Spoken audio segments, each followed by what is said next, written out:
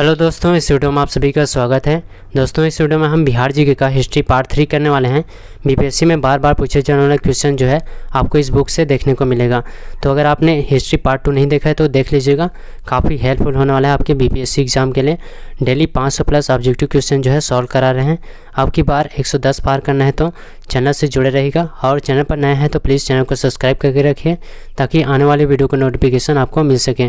और वीडियो अच्छा लगता है तो लाइक शेयर जरूर कीजिएगा अपने दोस्तों के बीच। सोशल मीडिया जो भी आप यूज़ करते हैं अपने इंस्टाग्राम, फेसबुक, टेलीग्राम, व्हाट्सएप पर, और वीडियो से बने रहेगा अंत तक। तो चलिए आज का क्वेश्चन सॉल्व करते हैं। आज का क्वेश्चन होने वाला है मध्यकाल से। तो चलिए शुरू करते हैं। अगर आपको इस वीडियो का PDF चाहिए तो आप हमारा टेलीग्राम चैनल ज्वाइन कर लीजिएगा। टेलीग्राम चैनल का नाम है NKY GK master, NKY GK master करके टेलीग्राम चैनल का नाम है। आप टेलीग्राम पर जाइएगा, सर्च कीजिएगा NKY GK मास्टर करके। तो चलिए क्वेश्चन शुरू करते हैं। यहाँ पर पहला क्वेश्चन देखिएगा। पहला क्वेश्चन कह रहा है मध्यकाल। क्वेश्चन पहले देखेंगे पाल वंश से संबंधित है। तो पहला क्वेश्चन यहाँ पर देखिएगा, मध्यकाल का प्रारंभ किस शासक की मृत्यु के बाद माना जाता है? तो इसका सही आंसर हो जाएगा ऑप्शन नंबर C, हर्षवर्धन। तो मध्यकाल का प्रारंभ जो है हर्षवर्धन शासक की मृत्यु के बाद माना जाता है। फिर अगला क्वेश्चन देखिएगा।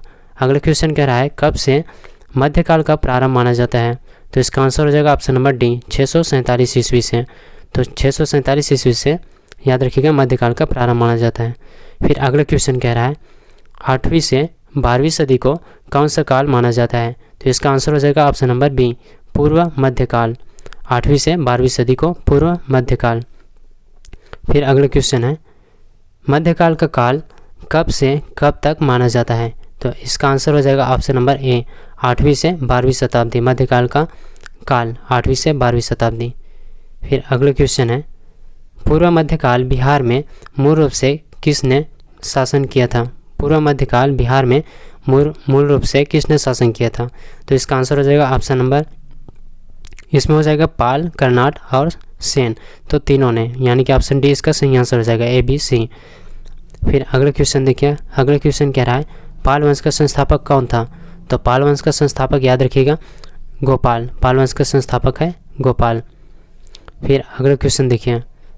अगला क्वेश्चन कह रहा है गोपाल का शासनकाल कब से कब तक था? तो गोपाल का शासनकाल 750 से 770, 750 से 770 गोपाल का शासनकाल हो जाएगा।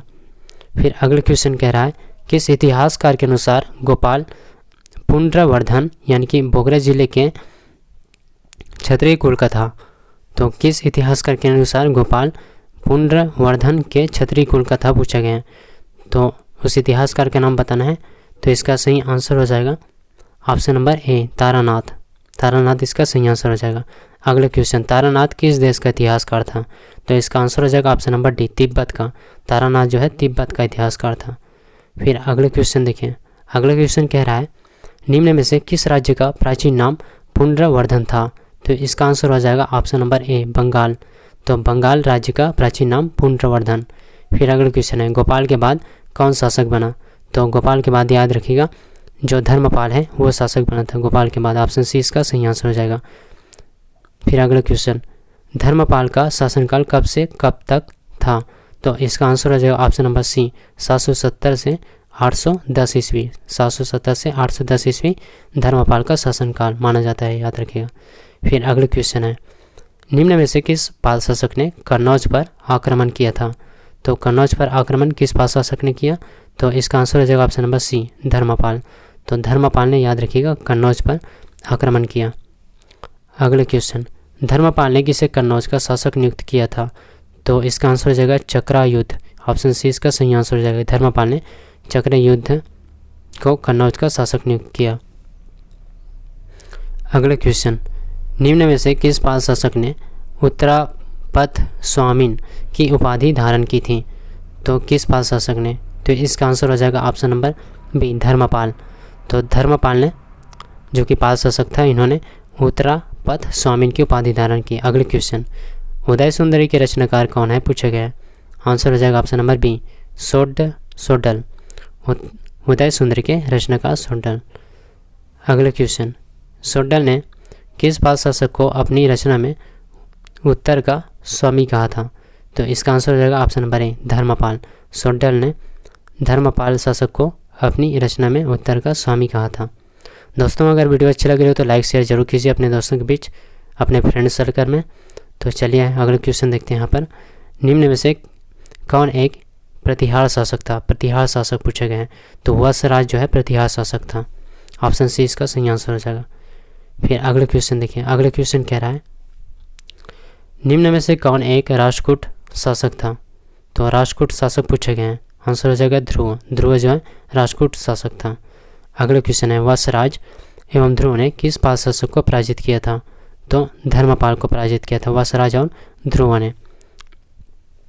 फिर अगले क्वेश्चन है धर्मपाल के बाद कौन पाल शासक बना? धर्मपाल के बाद कौन बना था पाल शासक? तो इसका आंसर हो जाएगा देवपाल। देवपाल जो है धर्मपाल के बाद पाल शासक बना।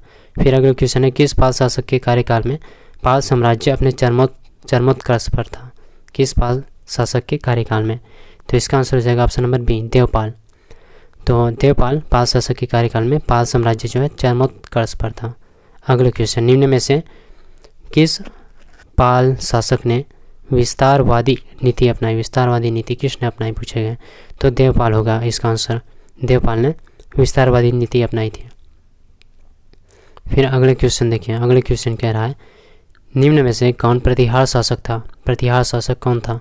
तो इसका आंसर हो जाएगा ऑप्शन नंबर ए, नागभट्ट सेकंड। नागभट्ट सेकंड जो है प्रतिहार शासक था। अगले क्वेश्चन किस पाल शासक ने प्रतिहार शासक तथा काम्बोज के हुनों को पराजित किया था? तो इसका आंसर हो जाएगा ऑप्शन नंबर ए, देवपाल।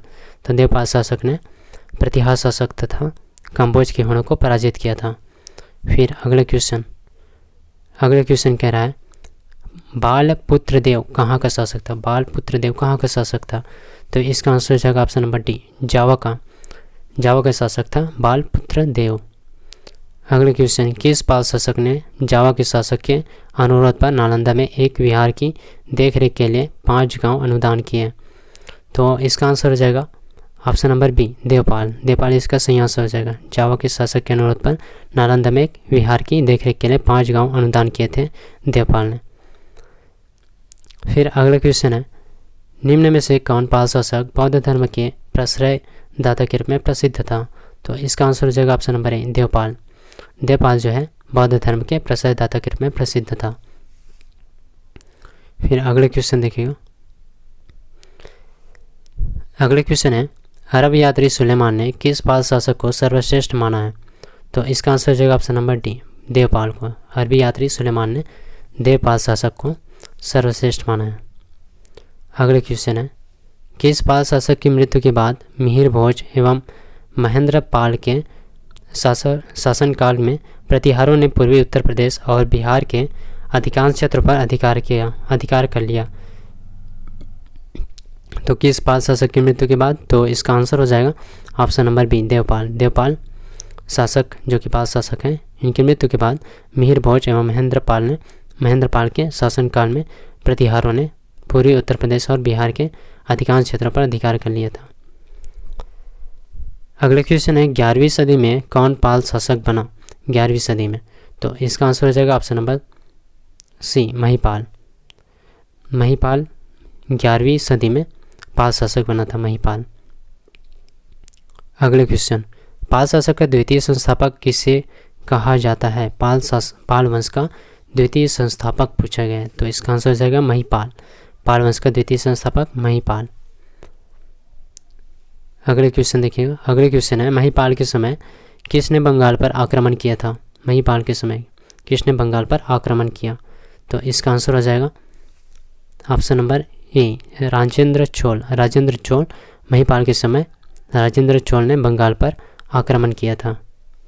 अगले क्वेश्चन पाल वंश का अंतिम शासक कौन था? पाल वंश का अंतिम शासक पूछा गया है, तो रामपाल इसका सही आंसर हो जाएगा। पाल वंश का अंतिम शासक रामपाल। रामचरित्र के रचनाकार कौन थे? तो इसका आंसर हो जाएगा option number A, Sandhyakar Nandi Ramcharitra के रचनाकार। फिर अगला क्वेश्चन देखिएगा रामचरित्र किस पाल शासक से संबंधित है? तो इसका आंसर हो जाएगा ऑप्शन नंबर डी, रामपाल। रामचरित्र रामपाल शासक से संबंधित। अगले क्वेश्चन है, गढ़वाल वंश के शासक गोविंद चंद्र के मनेर ताम्रपत्र से किस कर की चर्चा मिलती है? तो इसका आंसर हो जाएगा ऑप्शन नंबर ए, तुरुस्क दंड इसका सही आंसर हो जाएगा। अगला क्वेश्चन है, पाल शासक किस धर्म के अनुयायी थे? पाल शासक, तो पाल शासक याद रखिएगा, पाल शासक जो है बौद्ध धर्म के अनुयायी थे, याद रखिएगा, बौद्ध धर्म के अनुयायी पाल शासक। फिर अगले क्वेश्चन देखिएगा, किस वंश के शासकों ने विक्रमशिला महाविहार स्थापित किया था? तो इसका आंसर हो जाएगा पाल, तो पाल वंश के शासकों ने विक्रमशिला महाविहार स्थापित किया था। अगले क्वेश्चन, विक्रमशिला महाविहार किसने स्थापित किया था? विक्रमशिला महाविहार पूछा गया, किसने स्थापित किया था? तो धर्मपाल ने विक्रमशिला महाविहार स्थापित किया था। अगर आपसे पूछ लें नालंदा विश्वविद्यालय की स्थापना किसने करी? तो कुमारगुप्त प्रथम, याद रखिएगा, एग्जाम में पूछा जाता है, कुमारगुप्त प्रथम, इन्होंने नालंदा विश्वविद्यालय की स्थापना करी थी। फिर अगले क्वेश्चन देखिए, धर्मपाल ने कितने गांव नालंदा महाविहार को दान स्वरूप दिए? तो इसका आंसर हो जाएगा ऑप्शन नंबर सी, 200। धर्मपाल ने 200 गांव नालंदा महाविहार को दान स्वरूप दिए। अगले क्वेश्चन, किस वंश के शासकों ने उदंतपुरी और जगदल विश्वविद्यालय स्थापित करवाए थे? तो इसका आंसर हो जाएगा ऑप्शन नंबर बी, पाल वंश शासकों ने उदंतपुरी और जगदल विश्वविद्यालय स्थापित किया था। अगले क्वेश्चन, पाल शासकों के किस देश से घनिष्ठ संबंध थे? पाल शासकों के किस देश से घनिष्ठ संबंध था पूछा गया है? तो तिब्बत पाल शासकों का तिब्बत से घनिष्ठ संबंध था। अगले क्वेश्चन देखिए, अगले क्वेश्चन कह रहा है, निम्न में से कौन विद्वान तिब्बत गया था? तिब्बत कौन गया था? तो इसका आंसर हो जाएगा सांतरक्षित और अतिश दीपंकर, ये दोनों जो है, याद रखिएगा, ये दोनों जो है तिब्बत गया था। अगले क्वेश्चन, किसके अभियानों के बाद नालंदा महाविहार में शिक्षा प्राप्ति के लिए बौद्ध भिक्षु धर्मस्वामी तिब्बत से बिहार आया? तो इसका आंसर हो जाएगा ऑप्शन नंबर ए, बख्तियार खिलजी। बख्तियार खिलजी जो है अभियानों के बाद नालंदा महाविहार में शिक्षा प्राप्ति के लिए बौद्ध भिक्षु धर्मस्वामी तिब्बत से बिहार आया। अगले क्वेश्चन देखिएगा, शैलेंद्र वंशीय शासक ने किस पाल शासक से नालंदा में एक बौद्ध मंदिर के निर्माण की अनुमति प्राप्त की? तो इसका आंसर हो जाएगा ऑप्शन नंबर डी, देवपाल। तो शैलेंद्र वंशीय शासक ने देवपाल शासक से नालंदा में एक बौद्ध मंदिर के निर्माण की अनुमति प्राप्त की। अगले क्वेश्चन है, किसकी प्रतिमाओं के निर्माण में, किस चीज़ की प्रतिमाओं के निर्माण में पाल युग सर्वश्रेष्ठ था? तो इसका आंसर हो जाएगा कांस्य प्रतिमाओं के निर्माण में पाल युग जो है सर्वश्रेष्ठ था, याद रखिएगा। अगले क्वेश्चन है, निम्न में से किसने पाल वंश को रोहिला कहा है? पाल वंश को रोहिला किसने कहा है? तो इसका आंसर हो जाएगा सुलेमान ने कहा है पाल वंश को रोहिला। अगले क्वेश्चन देखिएगा, अगले क्वेश्चन कह रहा है, जिस समय पूर्वी भारत में पाल वंश का शासन था उसी समय पश्चिम भारत में किस वंश का शासन था? तो इसका आंसर हो जाएगा ऑप्शन नंबर बी, गुर्जर प्रतिहार वंश। जो गुर्जर प्रतिहार वंश का शासन था, जिस समय पूर्वी भारत में पाल वंश का शासन था उस समय पश्चिम भारत में गुर्जर प्रतिहार वंश का शासन था। अगले क्वेश्चन है, जिस समय पूर्वी भारत में वंश का किस वंश का शासन था उसी समय दक्षिण भारत में राष्ट्रकूट वंश का शासन था? तो इसका आंसर हो जाएगा पाल वंश। तो पाल वंश का शासन था उसी समय दक्षिण भारत में राष्ट्रकूट वंश का शासन। अगले क्वेश्चन, हर्षवर्धन के समय भारत में शक्ति का केंद्र बन चुका था? तो कौन सा है जो भारत में शक्ति का केंद्र बन चुका था हर्षवर्धन के समय? तो कन्नौज, इसका आंसर हो जाएगा कन्नौज। हर्षवर्धन के समय कन्नौज भारत में शक्ति का केंद्र बन चुका था। अगला क्वेश्चन है, कन्नौज पर अधिकार हेतु किसके बीच संघर्ष हुआ था? तो इसका आंसर हो जाएगा ऑप्शन नंबर पाल, प्रतिहार और राष्ट्रकूट, यानी कि ऑप्शन डी इसका सही आंसर हो जाएगा। ए, बी और सी तीनों। कन्नौज पर अधिकार हेतु त्रिपक्षीय युद्ध हुआ था पाल, प्रतिहार और राष्ट्रकूट वंश के बीच संघर्ष हुआ था, याद रखिएगा। अगला क्वेश्चन है त्रिपक्षीय संघर्ष कितने चरण में पूरा हुआ? तो त्रिपक्षीय संघर्ष जो है याद रखिएगा 5 चरण में पूरा हुआ था। त्रिपक्षीय संघर्ष 5 चरण में पूरा हुआ था। फिर अगला क्वेश्चन है त्रिपक्षीय संघर्ष में किस पाल शासक ने भाग लिया था? तो इसका आंसर हो जाएगा धर्मपाल।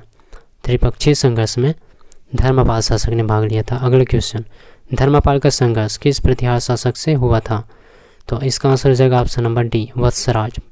धर्मपाल का संघर्ष जो है वत्सराज प्रतिहार शासक से हुआ था। अगला क्वेश्चन, धर्मपाल के बाद किस पाल शासक ने त्रिपक्षीय संघर्ष में भाग लिया था? धर्मपाल के बाद, तो इसका आंसर हो जाएगा ऑप्शन नंबर डी, ए, बी और सी, यानी कि विग्रहपाल, देवपाल और नारायणपाल, इन तीनों ने धर्मपाल के बाद त्रिपक्षीय संघर्ष में भाग लिया था। अगले क्वेश्चन, त्रिपक्षीय संघर्ष में अंतिम रूप से किस वंश की विजय हुई? तो किस वंश की विजय हुई त्रिपक्षीय संघर्ष में अंतिम रूप से? तो गुर्जर प्रतिहार वंश की, इनकी विजय हुई थी त्रिपक्षीय संघर्ष में अंतिम रूप से। अगले क्वेश्चन, किस वंश ने सर्वाधिक दिनों तक कन्नौज पर शासन किया था? सर्वाधिक दिन तक कौन सा वंश है जिन्होंने सर्वाधिक दिन तक कन्नौज पर शासन किया था, पूछा गया है। तो इसका आंसर हो जाएगा पाल वंश। पाल वंश जो है सर्वाधिक दिन तक कन्नौज पर शासन किया। अगले क्वेश्चन देखिएगा। अगले क्वेश्चन कह रहा है बिहार एवं बंगाल से किस गुर्जर प्रतिहार शासक का अभिलेख प्राप्त हुआ है? तो इसका आंसर हो जाएगा option number B, Mahendrapal. Bihar एवं बंगाल से महेंद्रपाल गुर्जर प्रतिहार शासक का अभिलेख प्राप्त हुआ है। अब आगे देखिएगा कर्नाट वंश। अभी हमने देखा पाल वंश से संबंधित क्वेश्चन, अब कर्नाट वंश देखिएगा। पहला क्वेश्चन कह रहा है रामपाल के समय गंगा के उत्तरी मैदान में तिरहुत क्षेत्र में किस वंश का उदय हुआ था? तो इसका आंसर हो जाएगा ऑप्शन नंबर ए, कर्नाट वंश। तो रामपाल के समय गंगा के उत्तरी मैदान में तिरहुत क्षेत्र में कर्नाट वंश का उदय हुआ था। अगला क्वेश्चन है कर्नाट वंश का संस्थापक कौन था? तो कर्नाट वंश का संस्थापक याद रखिएगा, कर्नाट वंश का संस्थापक है नान्यदेव, कर्नाट वंश का संस्थापक। अगले क्वेश्चन, सीमराव पाषाण लेख किस शासक से संबंधित है? तो इसका आंसर हो जाएगा ऑप्शन नंबर बी, नान्यदेव से संबंधित है सीमराव पाषाण लेख। अगले क्वेश्चन है मालदेव के लेख से किस वंश के संबंध में जानकारी मिलती है? तो इसका आंसर हो जाएगा ऑप्शन नंबर डी, कर्नाट वंश। मालदेव के लेख से कर्नाट वंश के संबंध में जानकारी मिलती है। अगले क्वेश्चन है कर्नाट वंश की राजधानी कहाँ थी? तो कर्नाट वंश की राजधानी जो है सिमरावगढ़ में थी कर्नाट वंश की राजधानी। अगले क्वेश्चन है किसके शासनकाल को मिथिला का स्वर्ण युग कहा जाता है? तो इसका आंसर हो जाएगा कर्नाट। तो कर्नाट शासनकाल को मिथिला का स्वर्ण युग कहा जाता है। अगले क्वेश्चन, कर्नाट वंशीय शासक नरसिंह देव का संघर्ष कहाँ के शासक से हुआ था? तो इसका आंसर हो जाएगा ऑप्शन नंबर बी, बंगाल से। कर्नाट वंशीय शासक नरसिंह देव का संघर्ष जो है बंगाल के शासक से हुआ था। अगले क्वेश्चन, नरसिंह देव का अधिकार क्षेत्र कहाँ तक फैला था? तो इसका आंसर हो जाएगा दरभंगा और तिरहुत, यानी कि ऑप्शन डी इसका सही आंसर हो जाएगा, बी और सी, यानी कि नरसिंह देव का अधिकार क्षेत्र जो है दरभंगा और तिरहुत तक फैला था। अगला क्वेश्चन, कर्नाट वंश का अंतिम शासक कौन था? कर्नाट वंश का अंतिम शासक तो हरि सिंह जो है कर्नाट वंश का अंतिम शासक था। अगले क्वेश्चन, कर्नाट वंश का पूर्णतः अंत कब हो गया? तो आंसर हो जाएगा 1378 ईस्वी। कर्नाट वंश का पूर्णतः अंत जो है 1378 ईस्वी में हो गया। अगले क्वेश्चन कह रहा है किस शासक के समय पंजी प्रबंध का विकास हुआ? पंजी प्रबंध का विकास किस शासक के समय हुआ? तो इसका आंसर हो जाएगा हरि सिंह देव। तो हरि सिंह देव शासक के समय जो है पंजी प्रबंध का विकास हुआ था। अगला क्वेश्चन है विद्यापति किस भाषा के कवि थे? विद्यापति किस भाषा के कवि थे, पूछा गया है। तो मैथिली, विद्यापति जो है मैथिली भाषा के कवि थे। अगले क्वेश्चन, विद्यापति किस शासक के दरबारी थे? तो विद्यापति जो है विद्यापति शिव सिंह और कृति सिंह इन दोनों के दरबारी थे। विद्यापति किस शासक के दरबारी थे? तो विद्यापति शिव सिंह और कृति सिंह के दरबारी थे।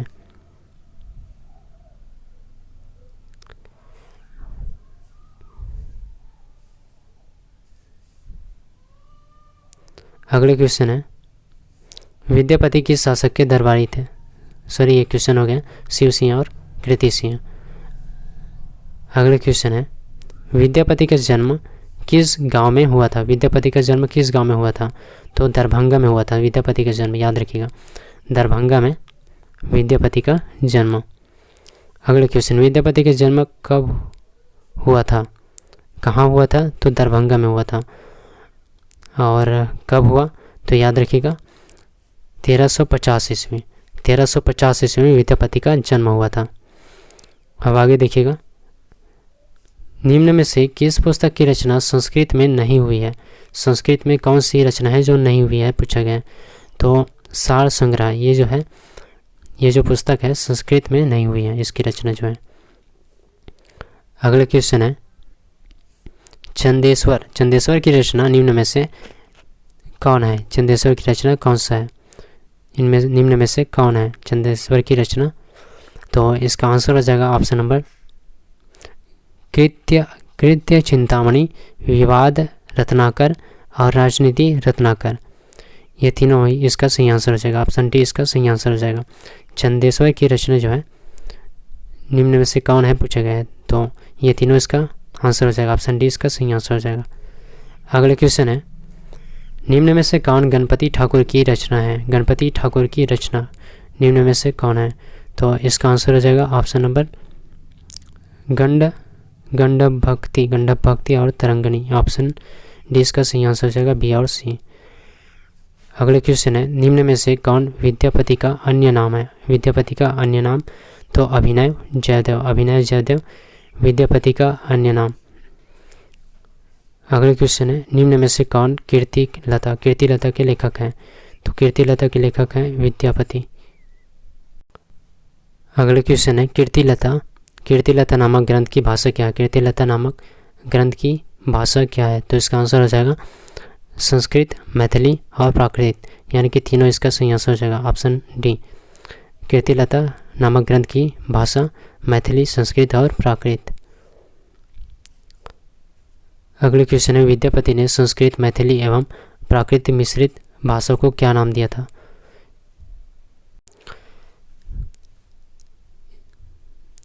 Option number C Avahatta. Vidyapati ने संस्कृत, मैथिली एवं प्राकृतिक मिश्रित भाषा को क्या नाम दिया? तो अवहट। अगले क्वेश्चन है निम्न में से किसने भूपरिक्रमा की रचना की थी? इसका आंसर हो जाएगा ऑप्शन नंबर सी विद्यापति ने भूपरिक्रमा की रचना की। अगले क्वेश्चन है विद्यापति ने लिखनावली की रचना किस भाषा में की? इसका आंसर हो जाएगा ऑप्शन नंबर ए संस्कृत। विद्यापति ने लिखनावली की रचना जो है संस्कृत भाषा में की। अगले क्वेश्चन है निम्न में से कौन विद्यापति की रचना है? विद्यापति की रचना तो इसका आंसर हो जाएगा गंगा वाक्यावली, दान वाक्यावली और दुर्गा भक्ति तरंगनी। ऑप्शन डी इसका सही आंसर हो जाएगा विद्यापति की रचना। अगले क्वेश्चन है निम्न में से कौन विद्यापति की रचना नहीं है? तो इसका आंसर हो जाएगा ऑप्शन नंबर ए सार संग्रह विद्यापति की रचना नहीं है।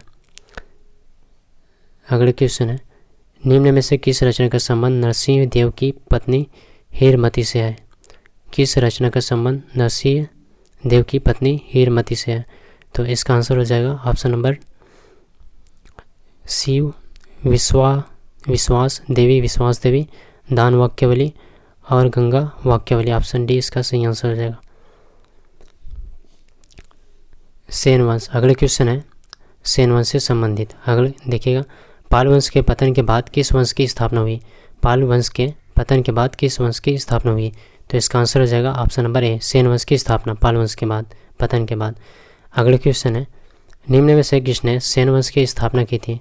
तो सेन वंश की स्थापना हो जाएगा सामंत सेन ने। सेन वंश की स्थापना सामंत सेन। अगले क्वेश्चन है सामंत सेन किस वंश के शासक के अधीन सामंत था? इसका आंसर हो जाएगा पाल। सामंत सेन जो है पाल वंश के शासक के अधीन सामंत था। अगले क्वेश्चन है, किस शासक के समय सेन वंश पूरी तरह स्वतंत्र हो गया? तो आंसर हो जाएगा option number B, Hemant Sen. Hemant Sen शासक के समय सेन वंश पूरी तरह स्वतंत्र हो गया। अगले क्वेश्चन है, सेन वंश का शक्तिशाली शासक कौन था? सेन वंश का शक्तिशाली शासक तो विजय सेन। सेन वंश का शक्तिशाली शासक विजय सेन। अगले क्वेश्चन है, किस सेन शासक की जानकारी देवपाड़ा यानी कि बंगाल ताम्रपत्र लेख से मिलती है? आंसर हो जाएगा ऑप्शन नंबर सी, विजय सेन। विजय सेन शासक की जानकारी देवपाड़ा ताम्रपत्र लेख से मिलती है।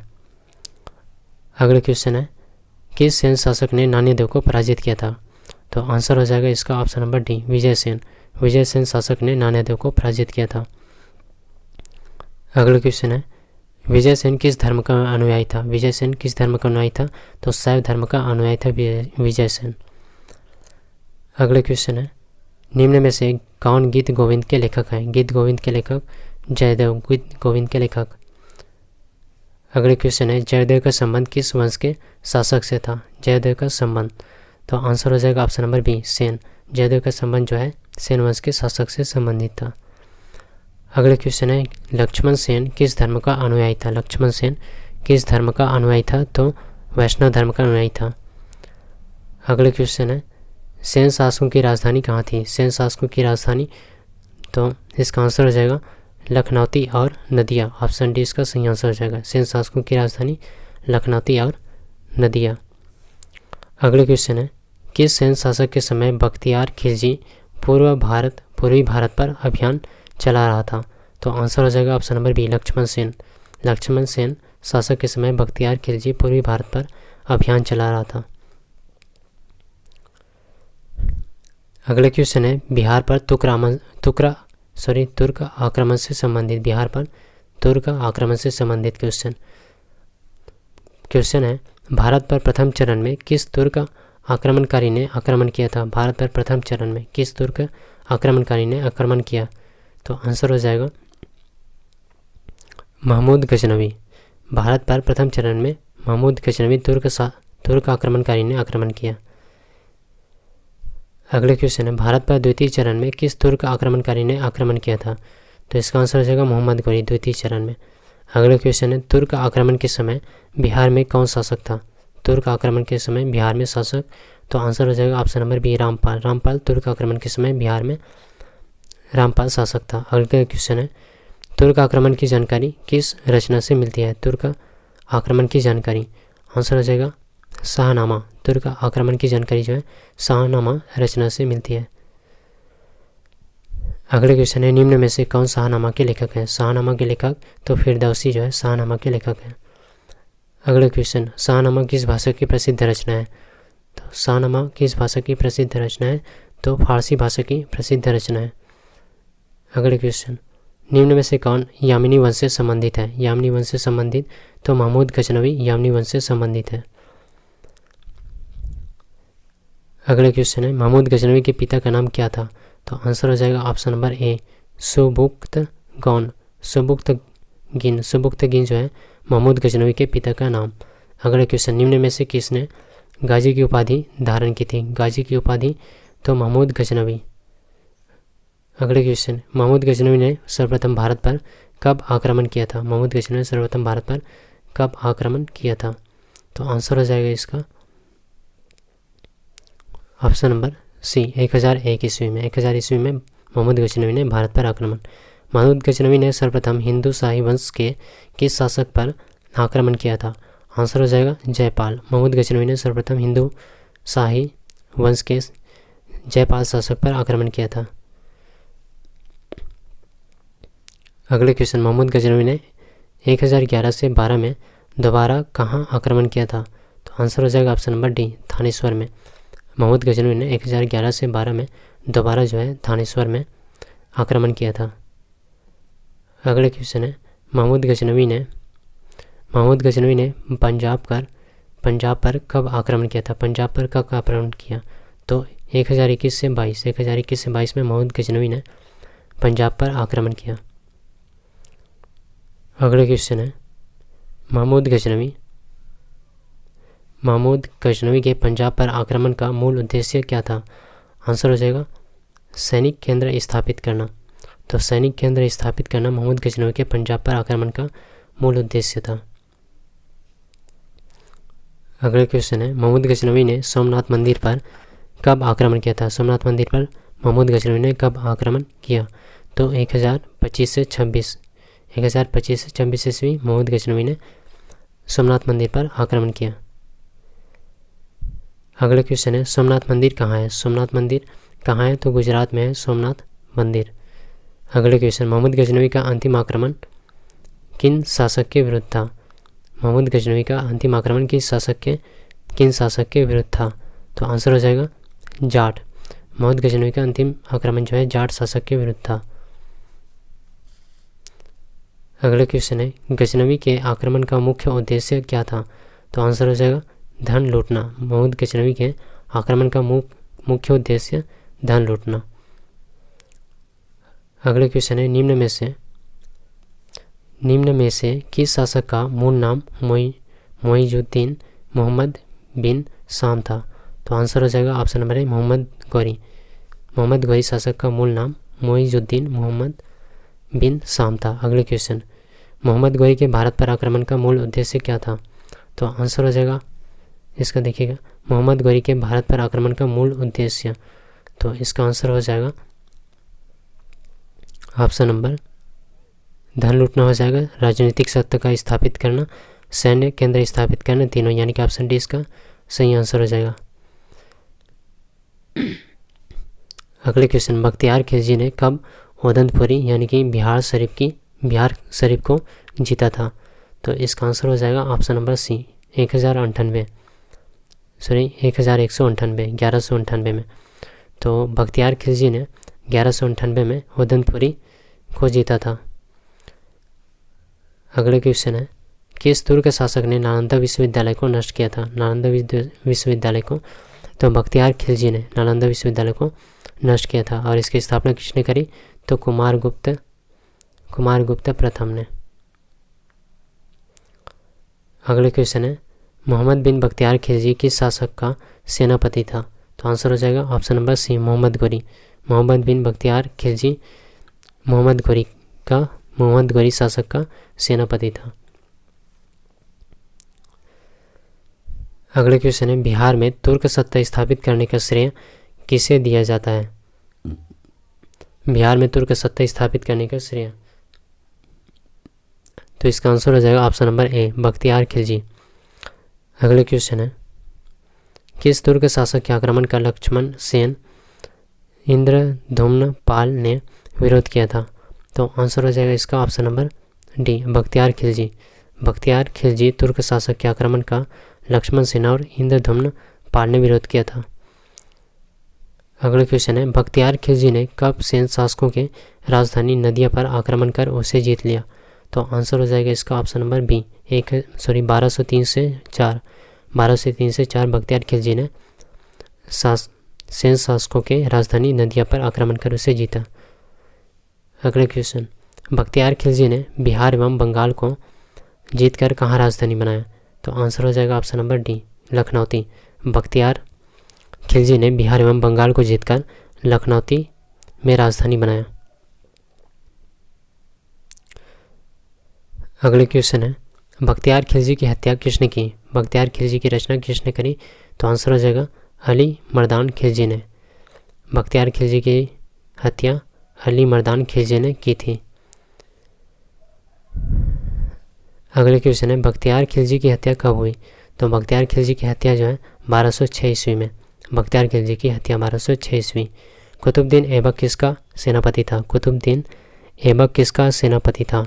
तो मोहम्मद गौरी का सेनापति था कुतुबुद्दीन ऐबक। अगले क्वेश्चन, बख्तियार खिलजी की हत्या के बाद किसका शासन बिहार एवं बंगाल क्षेत्र में स्थापित हुआ? तो इसका आंसर हो जाएगा कुतुबुद्दीन ऐबक का। बख्तियार खिलजी की हत्या के बाद कुतुबुद्दीन ऐबक का बिहार एवं बंगाल क्षेत्र में स्थापित हुआ था शासन। फिर अगले क्वेश्चन, मोहम्मद गौरी की मृत्यु के बाद किसने दिल्ली में स्वतंत्र तुर्क सत्ता की स्थापना की? मोहम्मद गौरी की मृत्यु के बाद किसने दिल्ली में स्वतंत्र तुर्क सत्ता की स्थापना की? तो इसका आंसर हो जाएगा कुतुबुद्दीन ऐबक। फिर अगला क्वेश्चन है, कुतुबुद्दीन ऐबक ने कब दिल्ली सल्तनत की स्थापना की? कुतुबुद्दीन ऐबक ने कब दिल्ली सल्तनत की स्थापना की? तो इसका आंसर हो जाएगा 1206 ईस्वी में। कुतुबुद्दीन ऐबक ने 1206 ईस्वी में दिल्ली सल्तनत की स्थापना की।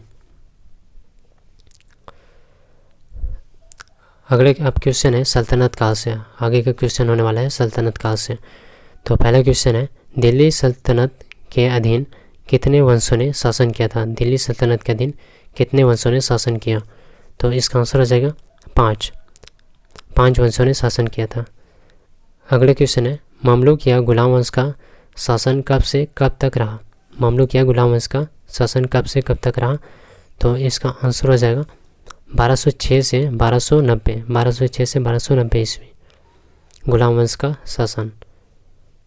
अगला क्वेश्चन है, गुलाम वंश के बाद किस वंश का शासन दिल्ली पर स्थापित हुआ? तो गुलाम वंश के बाद खिलजी वंश, गुलाम वंश के बाद हो जाएगा खिलजी वंश। अगले क्वेश्चन, खिलजी वंश का शासन कब से कब तक था? खिलजी वंश का शासन 1290 से 1320, गुलाम वंश का हो जाएगा 1206 से 1290, फिर खिलजी वंश का हो जाएगा 1290 से 1320। अगला क्वेश्चन, खिलजी वंश के बाद किस वंश का शासन दिल्ली सल्तनत पर स्थापित हुआ? तो इसका आंसर हो जाएगा तुगलक। खिलजी वंश के बाद तुगलक वंश का शासन दिल्ली सल्तनत पर स्थापित हुआ। अगले क्वेश्चन है, तुगलक वंश का शासन कब से कब तक रहा था? कब से कब तक रहा था? तो इसका आंसर हो जाएगा ऑप्शन नंबर सी, 1320 से 1414, 1320 से 1414। सबसे पहले हो जाएगा गुलाम वंश, गुलाम वंश हो जाएगा 1206 से 1290, फिर हो जाएगा खिलजी वंश 1290 से 1320, फिर हो जाएगा तुगलक वंश 1320 से 1414। अगला क्वेश्चन है, तुगलक वंश के बाद किस वंश का शासन दिल्ली सल्तनत पर हुआ था? तो इसका आंसर हो जाएगा ऑप्शन नंबर बी, सैयद वंश। तुगलक वंश के बाद सैयद वंश का शासन। तो सबसे पहले गुलाम वंश, फिर हो जाएगा खिलजी वंश, फिर हो जाएगा तुगलक वंश, उसके बाद हो जाएगा सैयद वंश। फिर अगला क्वेश्चन है, सैयद वंश का शासन कब से कब तक रहा? सैयद वंश का शासन कब से कब तक रहा? तो 1414 से 1451, 1414 से 1451। सैयद वंश के बाद किस वंश का शासन दिल्ली पर स्थापित हुआ? सैयद वंश के बाद, अब सैयद वंश के बाद हो जाएगा लोधी वंश, सैयद वंश के बाद आ जाएगा लोधी वंश।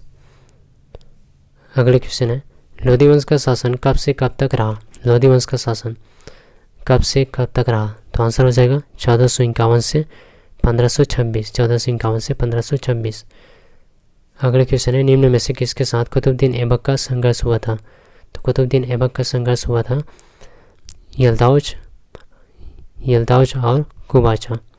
तो यल्दाउज और कुबाचा के साथ कुतुबुद्दीन ऐबक का संघर्ष हुआ। अगला क्वेश्चन है, कुतुबुद्दीन ऐबक के बाद कौन दिल्ली सल्तनत का शासक था? दिल्ली सल्तनत का शासक तो इल्तुतमिश। कुतुबुद्दीन ऐबक के बाद अगर आपसे पूछे कि कुतुब मीनार का निर्माण किसने कराया, कुतुब मीनार इनका निर्माण किसने कराया, तो कुतुबुद्दीन ऐबक हो जाएगा।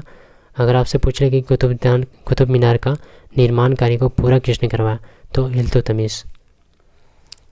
अगला क्वेश्चन है, कुतुबुद्दीन ऐबक का शासन कब से कब तक रहा था? कुतुबुद्दीन ऐबक का शासन कब से कब तक रहा? तो 1210 से 1236 कुतुबुद्दीन ऐबक का शासन। अगले क्वेश्चन, किसने बंगाल पर अपनी स्वतंत्र सत्ता की स्थापना की और बिहार के तिरहुत क्षेत्र से कर वसूलना शुरू किया था? तो इसका आंसर हो जाएगा option number C, Ghiyasuddin. Ghiyasuddin Bengal पर अपनी स्वतंत्र सत्ता की स्थापना की और बिहार के तिरहुत क्षेत्र से कर वसूलना शुरू कर दिया। अगले क्वेश्चन, इल्तुतमिश ने किसको पराजित कर बिहार एवं बंगाल दो अलग अलग सूबों को गठित किया? तो आंसर हो जाएगा ऑप्शन नंबर डी, हिसाबुद्दीन। इल्तुतमिश ने हिसाबुद्दीन को पराजित कर बिहार एवं बंगाल दो अलग अलग सूबों को गठित किया। अगले क्वेश्चन है, इल्तुतमिश के बाद कौन दिल्ली सल्तनत का शासक बना? इल्तुतमिश के बाद कौन दिल्ली सल्तनत का शासक बना? तो बलबन। बलबन जो है इल्तुतमिश के बाद दिल्ली सल्तनत का शासक। अगले क्वेश्चन, तुगरिल के नेतृत्व में होने वाले विद्रोह को किसने कुचल दिया? तुगरिल के नेतृत्व में होने वाले विद्रोह को किसने कुचल दिया? तो बलबन ने। बलबन इसका आंसर हो जाएगा। अगले क्वेश्चन, बलबन के बाद किस वंश के शासनकाल में दक्षिण बिहार सहित तिरहुत पर तुर्कों का शासन स्थापित हो चुका था? तो तुगलक। बलबन के बाद तुगलक वंश के शासनकाल में दक्षिण बिहार सहित तिरहुत पर तुर्कों का शासन स्थापित हो चुका था। अगले क्वेश्चन है, सूफी संत हजरत सरफुद्दीन याहिया मनेरी की रचना से किस वंश की सत्ता एवं प्रशासन की जानकारी मिलती है? तो आंसर हो जाएगा इसका तुगलक।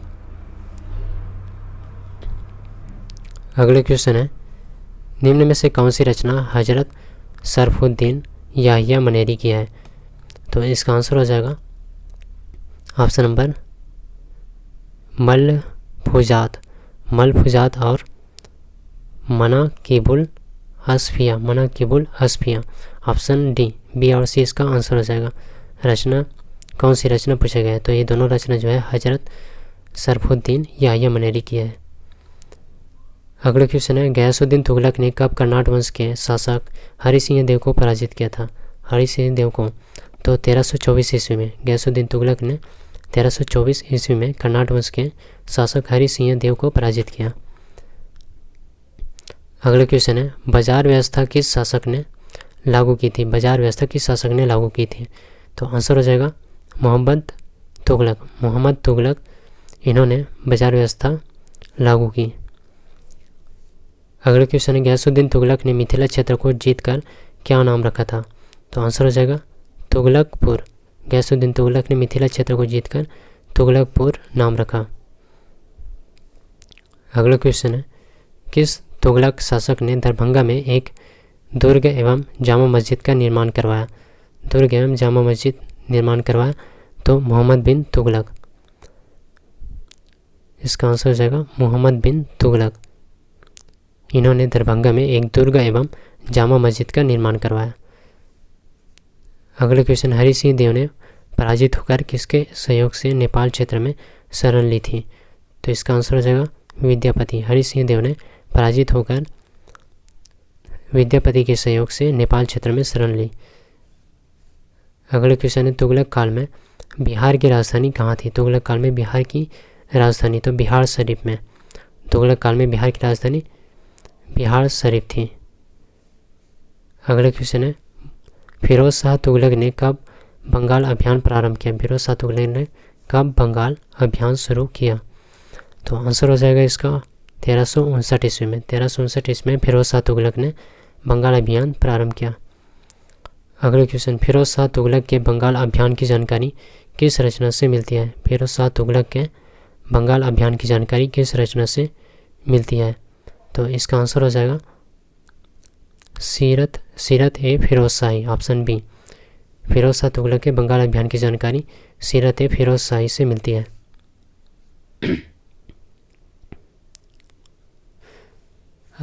अगले क्वेश्चन है, किस कर्नाट शासक ने तुर्कों के साथ मैत्रीपूर्ण सहयोग की नीति अपनाई? तो इसका आंसर हो जाएगा option number B, Narsingh Dev. तो नरसिंह देव कर्नाट शासक ने तुर्कों के साथ मैत्रीपूर्ण सहयोग की नीति अपनाई। अगले क्वेश्चन है, किस कर्नाट वंशीय शासक के समय तुगन ने मिथिला पर आक्रमण किया था?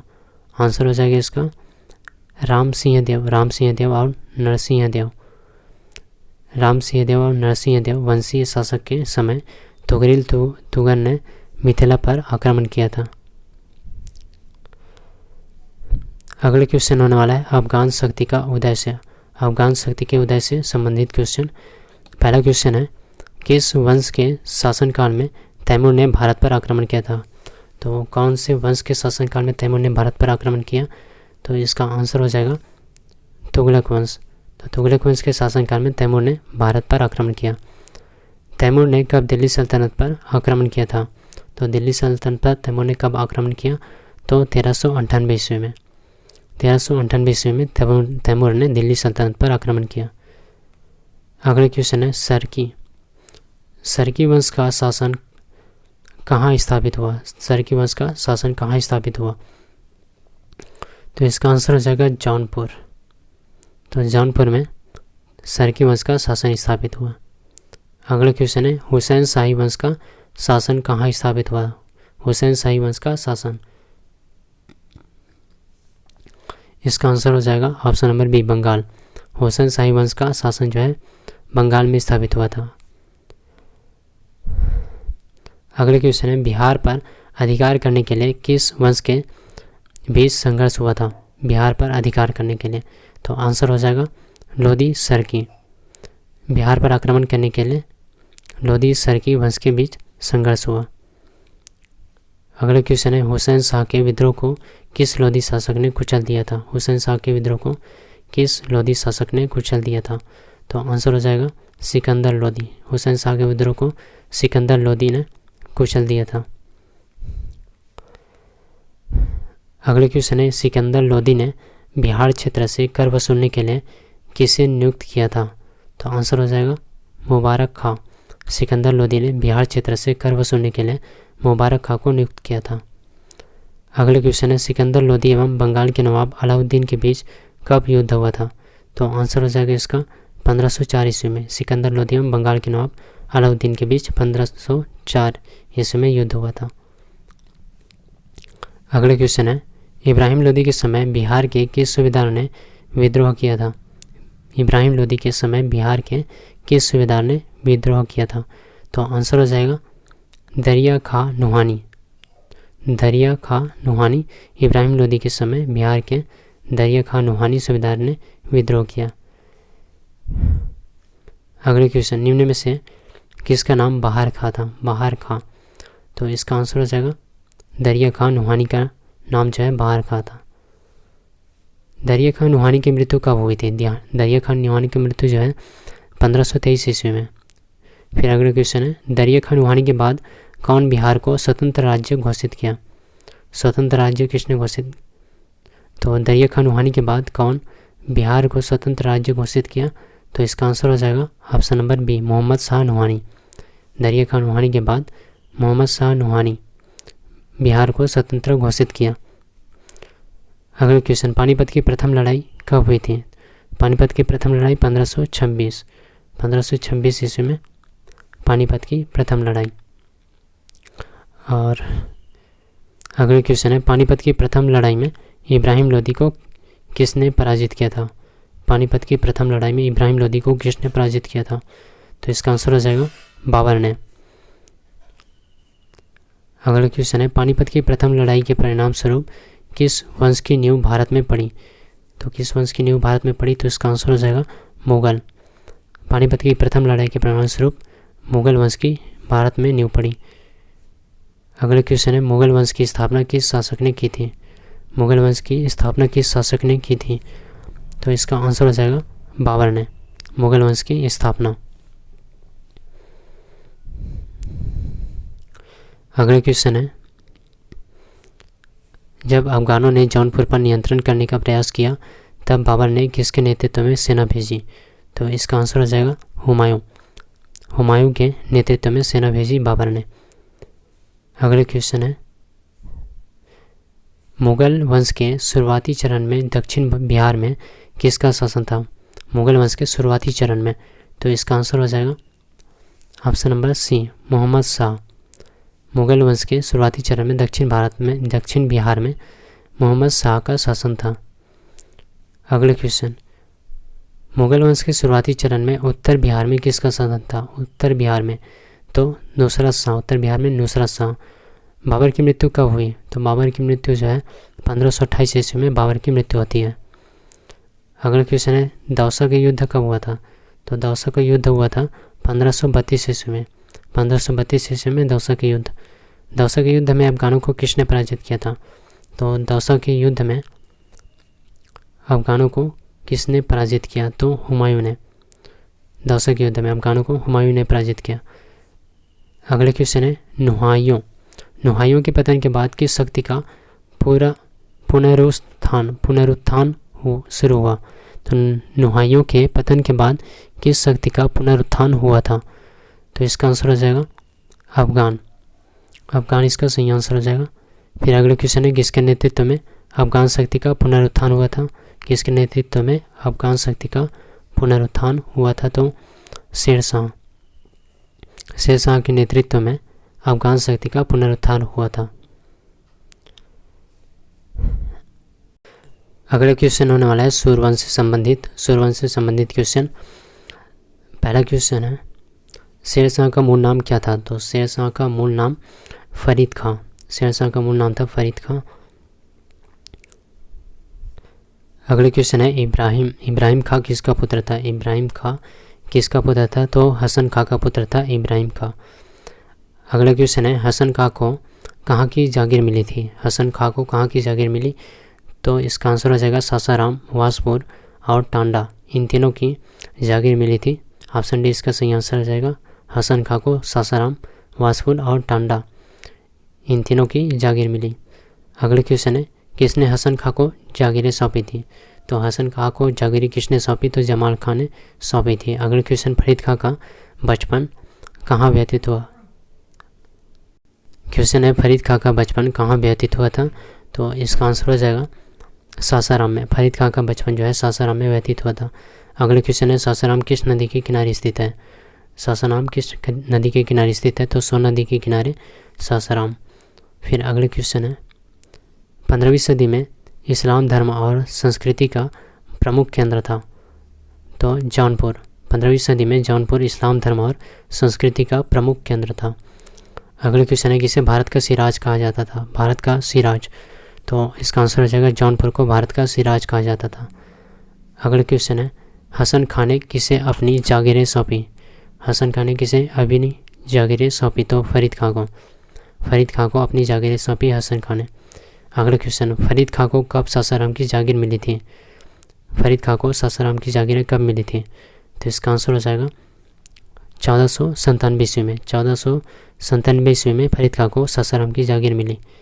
अगला क्वेश्चन फरीद खां ने कब तक सासाराम की जागीरें संभाली थी। तो आंसर हो जाएगा 1518 ईस्वी।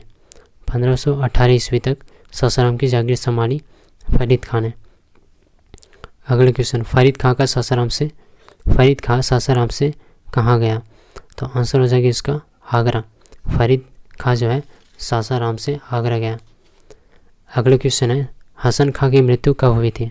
हसन खां की मृत्यु जो है 1522 ईस्वी में। 1522 ईस्वी। अगले क्वेश्चन है फरीद खां ने दक्षिण बिहार के किस शासक के यहाँ शरण ली थी। तो इसका आंसर हो जाएगा ऑप्शन नंबर डी, महावत के यहाँ शरण ली थी। अगले क्वेश्चन किसने फरीद खां को शेर खां की उपाधि दी। किसने दी। तो इसका आंसर हो जाएगा बहार खां, इन्होंने फरीद खां को शेर खां की उपाधि दी थी। अगले क्वेश्चन है किस मुगल शासक ने शेर खां को अपनी सेना में नौकरी प्रदान की। तो बाबर मुगल शासक ने शेर खां को अपनी सेना में नौकरी प्रदान करी। अगले क्वेश्चन बहार खां की मृत्यु के पश्चात जलाल का कौन संरक्षक या फिर संरक्षिका बनी या फिर बना। तो इसका आंसर हो जाएगा ऑप्शन नंबर डी, दुदू बीवी जो है बहार खां की मृत्यु के पश्चात जलाल का संरक्षक दुदू बीवी बनी। अगले क्वेश्चन है दुदू बीवी की मृत्यु के बाद कौन वास्तविक रूप से बिहार का शासक बना। तो इसका आंसर हो जाएगा ऑप्शन नंबर सी, शेर खां। दुदू बीवी की मृत्यु के बाद शेर खां जो है वास्तविक रूप से बिहार का शासक बना। अगला क्वेश्चन है निम्न में से किस शासक ने हजरत आला की पदवी धारण की। तो आंसर हो जाएगा ऑप्शन नंबर ए, शेर खां ने हजरत आला की पदवी धारण की।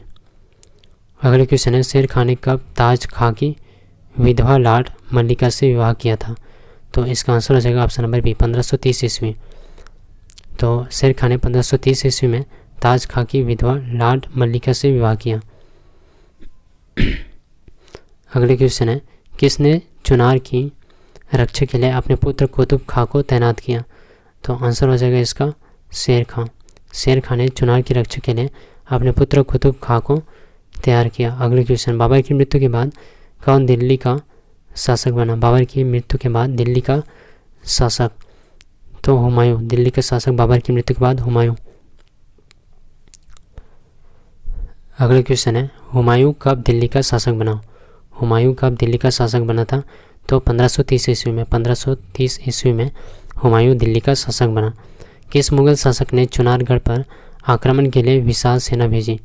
किस मुगल शासक ने चुनारगढ़ पर आक्रमण के लिए विशाल सेना भेजी? तो इसका आंसर हो जाएगा option number C, Humayun. Humayun Mughal शासक ने चुनारगढ़ पर आक्रमण के लिए विशाल सेना भेजी थी। अगले क्वेश्चन है, सूरजगढ़ में युद्ध कब हुआ था? तो सूरजगढ़ में युद्ध कब हुआ? तो 1534 ईस्वी में। 1534 ईस्वी सूरजगढ़ में युद्ध। अगले क्वेश्चन है, शेर खां एवं महमूद शाह के बीच कौन सा युद्ध हुआ था? शेर खां एवं महमूद शाह के बीच कौन सा युद्ध हुआ? तो इसका आंसर हो जाएगा सूरजगढ़ के युद्ध। अगले क्वेश्चन है, महमूद शाह ने किन विदेशी शक्तियों की सहायता से शेर खां पर आक्रमण किया? तो इसका आंसर हो जाएगा ऑप्शन नंबर डी, पुर्तगाली। महमूद शाह ने पुर्तगाली विदेशी शक्तियों की सहायता से शेर खां पर आक्रमण किया। अगले क्वेश्चन, किस शासक ने तेलियागढ़ी और सिकरी गली युद्ध में महमूद शाह को पराजित किया था?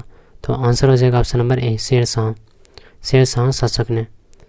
अगले क्वेश्चन है, शेर खां ने बंगाल सहित कहाँ पर विजय प्राप्त करनी? तो शेर खां ने बंगाल सहित रोहतासगढ़ पर विजय प्राप्त कर ली।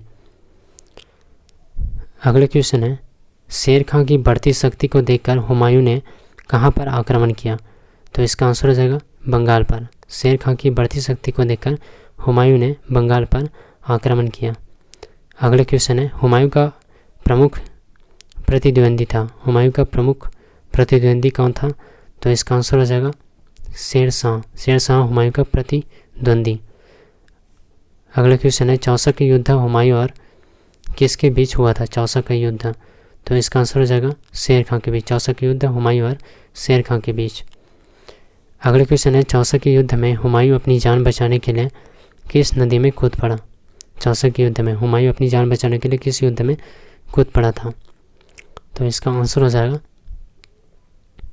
गंगा नदी में कूद पड़ा था। अगले क्वेश्चन है, चौसा नामक स्थान किस जिले के अंतर्गत आता है? चौसा नामक जो स्थान है किस जिले के अंतर्गत आता है? तो इसका आंसर हो जाएगा बक्सर जिले के अंतर्गत आता है चौसा स्थान। अगले क्वेश्चन है, कन्नौज युद्ध कब हुआ था? कन्नौज का युद्ध कब हुआ? तो इसका आंसर हो जाएगा 1540 ईस्वी में कन्नौज का युद्ध। अगले क्वेश्चन, कन्नौज युद्ध हुमायूं और किसके बीच हुआ था? कन्नौज युद्ध हुमायूं और किसके बीच हुआ? तो शेर खां के बीच। कन्नौज युद्ध हुमायूं और शेर खां के बीच होता है। अगले क्वेश्चन है, चौसा के युद्ध में पराजय के बाद हुमायूं कहाँ जाता है? तो चौसा के युद्ध के बाद पराजय होता है, उसके बाद हुमायूं चला जाता है। याद रखिएगा, हुमायूं जो है आगरा में चला जाता है। चौसा के युद्ध के बाद चौसा के युद्ध में पराजय के बाद हुमायूं जब पराजित हो जाता है तो आगरा चला जाता है। हुमायूं और शेर खां का सामना कहाँ हुआ था? तो हुमायूं और शेर खां का सामना जो है बिलग्राम में हुआ था। हुमायूं और शेर खां का सामना बिलग्राम में। अगले क्वेश्चन है, शेर खां ने किस साम्राज्य को अपदस्थ कर भारत में एक नए वंश की स्थापना की? तो इसका आंसर हो जाएगा मुगल वंश की स्थापना की। शेर खां ने मुगल साम्राज्य को अपदस्थ कर भारत में एक नए वंश की स्थापना की, शेर खां ने। अगले क्वेश्चन है, चौसा और बिलग्राम के युद्ध ने किसे भारत का सम्राट बना दिया? चौसा और बिलग्राम के युद्ध ने किसे भारत का सम्राट बना दिया? तो आंसर हो जाएगा शेर खां। शेर खां को भारत का सम्राट बना दिया। अगले क्वेश्चन, किसने सूर्यवंश की वास्तविक स्थापना की? किसने सूर्यवंश की वास्तविक स्थापना करी थी? तो इसका आंसर हो जाएगा शेर खां ने। शेर खां ने वास्तविक स्थापना सूर्यवंश की। अगले क्वेश्चन है, किसे द्वितीय अफगान साम्राज्य के संस्थापक के रूप में जाना जाता है? द्वितीय अफगान साम्राज्य के संस्थापक, तो इसका आंसर हो जाएगा शेर खां। अगले क्वेश्चन है, पश्चिमोत्तर सीमा की सुरक्षा के लिए रोहतासगढ़ किले में किसके नेतृत्व में सेना रखी गई? तो इसका आंसर हो जाएगा हैबत खां और ख्वास का, हैबत खां और ख्वास का, यानी कि ऑप्शन डी इसका सही आंसर हो जाएगा।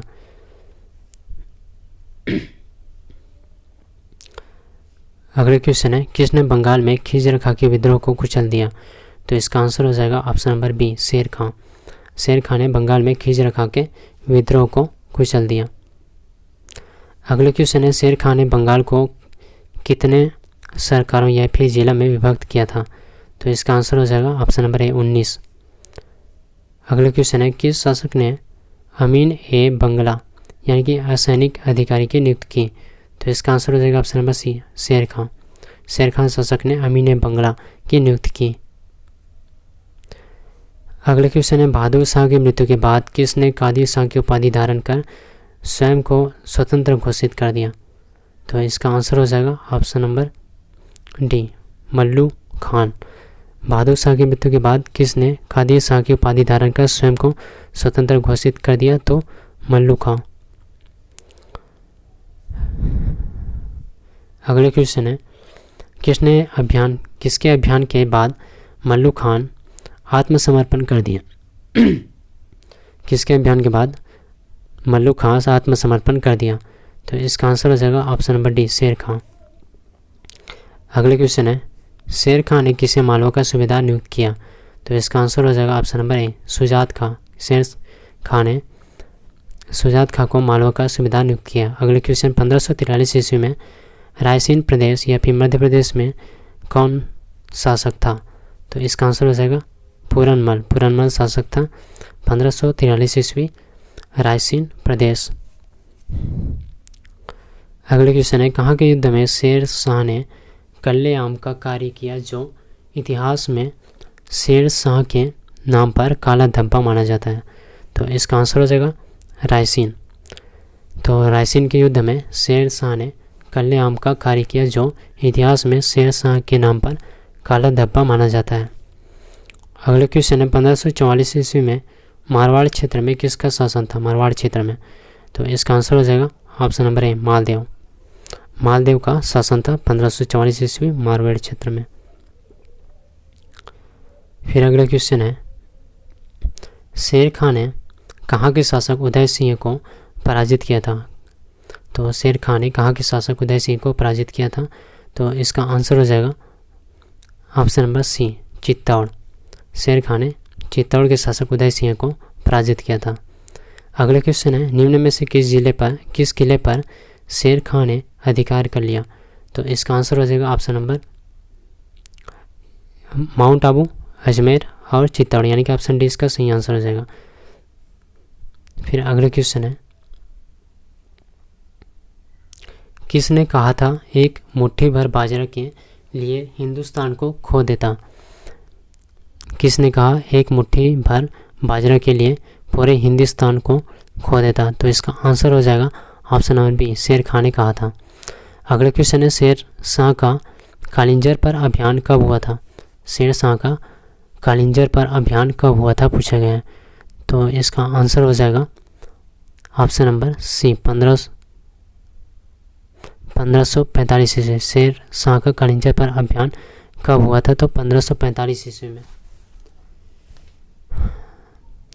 अगले क्वेश्चन है, शेर शाह का अंतिम अभियान कौन सा था? शेर शाह का अंतिम अभियान कौन सा था? तो इसका आंसर हो जाएगा ऑप्शन नंबर बी, कालिंजर का अभियान जो है शेर शाह का अंतिम अभियान था।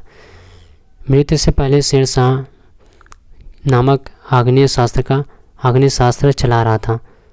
मृत्यु से पहले शेर शाह, तो इसका आंसर हो जाएगा ऑप्शन नंबर सी, हुक्का नामक आग्नेय शास्त्र चला रहा था। अगले क्वेश्चन है, किसने कहा था कि अगर भाग्य ने मेरा साथ दिया और सौभाग्य मेरा मित्र रहा तो एक दिन मैं मुगलों को हिंदुस्तान से खदेड़ दूंगा? तो इसका आंसर हो जाएगा ऑप्शन नंबर डी शेर खां। तो शेर खां ने कहा था, अगर भाग्य ने मेरा साथ दिया और सौभाग्य मेरा मित्र रहा तो एक दिन मैं मुगलों को हिंदुस्तान से खदेड़ दूंगा। अगले क्वेश्चन है, किस युद्ध के समय शेर खां ने कहा था कि अगर भाग्य मेरा साथ दिया और सौभाग्य मेरा मित्र रहा तो एक दिन मैं मुगलों को हिंदुस्तान से खदेड़ दूंगा। तो इसका आंसर हो जाएगा चंदेरी। तो चंदेरी के युद्ध के समय शेर खां ने ऐसा कहा था। अगले क्वेश्चन है, शेरशाह को का अग्रदूत कहा जाता है। शेरशाह को कहाँ का अग्रदूत कहा जाता है? तो याद रखिएगा अकबर। तो शेरशाह को अकबर का अग्रदूत कहा जाता है। शेरशाह को अकबर का अग्रदूत। अगले क्वेश्चन, निम्न में से कौन लगान एवं अर्थव्यवस्था से संबंधित विभाग हैं? तो अर्थव्यवस्था से संबंधित विभाग दीवाने वजारत लगान एवं अर्थव्यवस्था से संबंधित विभाग दीवाने वजारत। अगले क्वेश्चन है, निम्न में से कौन सैन्य व्यवस्था का प्रधान होता था? सैन्य व्यवस्था का प्रधान। तो ऑप्शन नंबर डी दीवाने आरिज जो है सैन्य व्यवस्था का प्रधान होता था। अगले क्वेश्चन है, निम्न में से कौन विदेश मंत्रालय होता था? विदेश मंत्रालय। तो दीवाने रसालत विदेश मंत्रालय। अगले क्वेश्चन है, दीवाने रसालत का प्रधान क्या कहलाता था? दीवाने रसालत का प्रधान क्या कहलाता था? तो इसका आंसर हो जाएगा दीवाने मोहतसीब दीवाने रसालत का प्रधान। अगला क्वेश्चन है, निम्न में से कौन सा विभाग राजकीय आदेश एवं पत्राचार से संबंधित था? राजकीय आदेश एवं पत्राचार से संबंधित। तो आंसर हो जाएगा इसका दीवाने ईसा इसका सही आंसर हो जाएगा। अगले क्वेश्चन है, निम्न में से कौन सा न्यायालय विभाग से संबंधित था? न्यायालय विभाग से संबंधित। तो दीवाने काजी। अगले क्वेश्चन है, निम्न में से कौन खुफिया विभाग था? खुफिया विभाग पूछा गया है, तो इसका आंसर हो जाएगा दीवाने बरीद खुफिया विभाग। अगले क्वेश्चन देखिएगा। अगले क्वेश्चन है, निम्न में से कौन शाही महल के विभिन्न कार्यों की देखभाल से संबंधित था? तो आंसर हो जाएगा ऑप्शन नंबर डी खाने सामा जो है शाही महल के विभिन्न कार्यों की देखभाल से संबंधित था। अगले क्वेश्चन है, शेरशाह के समय संपूर्ण साम्राज्य कितने सरकारों में विभक्त था? तो इसका आंसर हो जाएगा ऑप्शन नंबर डी 47। शेरशाह के समय संपूर्ण साम्राज्य जो है 47 सरकारों में विभक्त था। अगले क्वेश्चन है, निम्न में से कौन सरकार का प्रमुख अधिकारी के साथ साथ सैन्य अधिकारी होता था? तो इसका आंसर हो जाएगा ऑप्शन नंबर सी सिकदारा। फिर अगले क्वेश्चन है, निम्न में से कौन मुख्य न्याय अधिकारी होता था? मुख्य न्याय अधिकारी कौन होता था? तो मुंसिफान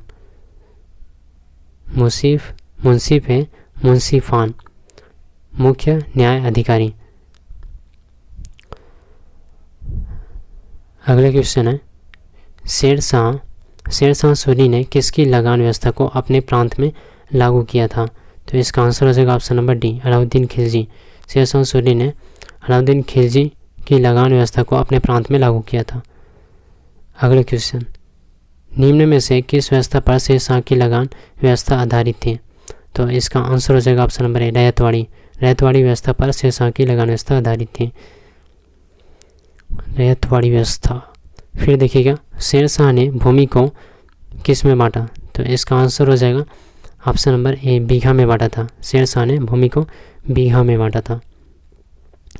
अगले क्वेश्चन है, 1 बीघा बराबर कितना सिकंदरी गज होता था? 1 बीघा बराबर कितना सिकंदरी गज होता था? तो इसका आंसर हो जाएगा 3600। तो 3600 सिकंदरी गज होता था 1 बीघा बराबर।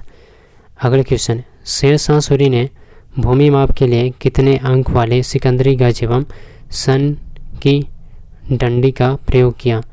तो इसका आंसर हो जाएगा ऑप्शन नंबर सी 32। अगले क्वेश्चन है, शेरशाह लगान के रूप में उपज का कितना भाग वसूल करता था? उपज का कितना भाग वसूल करता था? तो 1/3। फिर अगला क्वेश्चन देखिएगा। अगले क्वेश्चन कह रहा है किस शासक ने पट्टा एवं कबूलियत की प्रथा प्रारंभ की। किस शासक ने पट्टा और कबूलियत की प्रथा प्रारंभ करी थी। तो इसका आंसर हो जाएगा ऑप्शन नंबर डी, शेरशाह। फिर अगले क्वेश्चन देखिए, शेरशाह ने पट्टा और कबूलियत की प्रथा प्रारंभ की। अगले क्वेश्चन है शेरशाह के पिता का नाम क्या था। शेरशाह के पिता का नाम पूछा गया है, तो हसन खां हो जाएगा इसका पिता का नाम। अगले क्वेश्चन है 10 साला लगान व्यवस्था किस शासक से संबंधित है। 10 साला लगान व्यवस्था किस शासक से संबंधित है पूछा गया है, तो आंसर हो जाएगा अकबर से संबंधित है 10 साला लगान व्यवस्था। फिर अगले क्वेश्चन देखिएगा, शेरशाह प्रत्येक की शाम को न्याय के लिए दरबार में बैठता था। तो किस शाम को न्याय के लिए दरबार में बैठता था शेरशाह, तो इसका आंसर हो जाएगा ऑप्शन नंबर बी, बुधवार। बुधवार की शाम को न्याय के लिए दरबार में बैठता था शेरशाह। फिर अगले क्वेश्चन है किस शासक ने कहा था न्याय करना धार्मिक कार्यों में सर्वश्रेष्ठ है। तो इसका आंसर हो जाएगा option number A, Shershah Suri. Shershah Suri ने कहा था न्याय करना धार्मिक कार्यों में सर्वश्रेष्ठ है। अगले क्वेश्चन है शेरशाह ने बाजारों एवं सरायों में किसकी नियुक्ति की थी। तो इसका आंसर हो जाएगा ऑप्शन नंबर सी, हरकारा। तो शेरशाह ने बाजारों एवं सरायों में हरकारा नियुक्त की थी। अगले क्वेश्चन देखिएगा,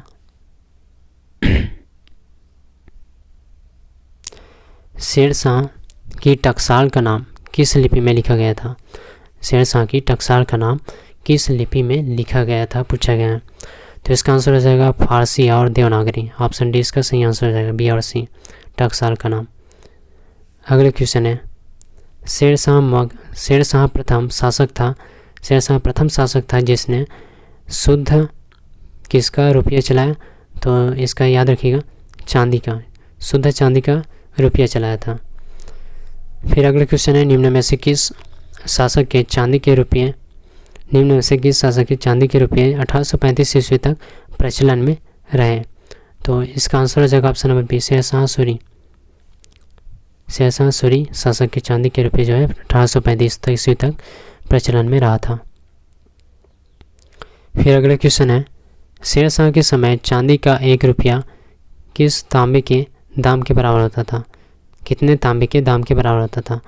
तो इसका याद रखिएगा, इसका आंसर हो जाएगा ऑप्शन नंबर सी, 64 तांबे के दाम के बराबर होता था चांदी का 1 रुपया। अगला क्वेश्चन है शेरशाह द्वारा जारी सोने के सिक्के का नाम क्या था। शेरशाह द्वारा जो जारी किया गया था सोने के सिक्के उसका नाम पूछा गया है, तो इसका आंसर हो जाएगा ऑप्शन नंबर ए, असरफी था, याद रखिएगा।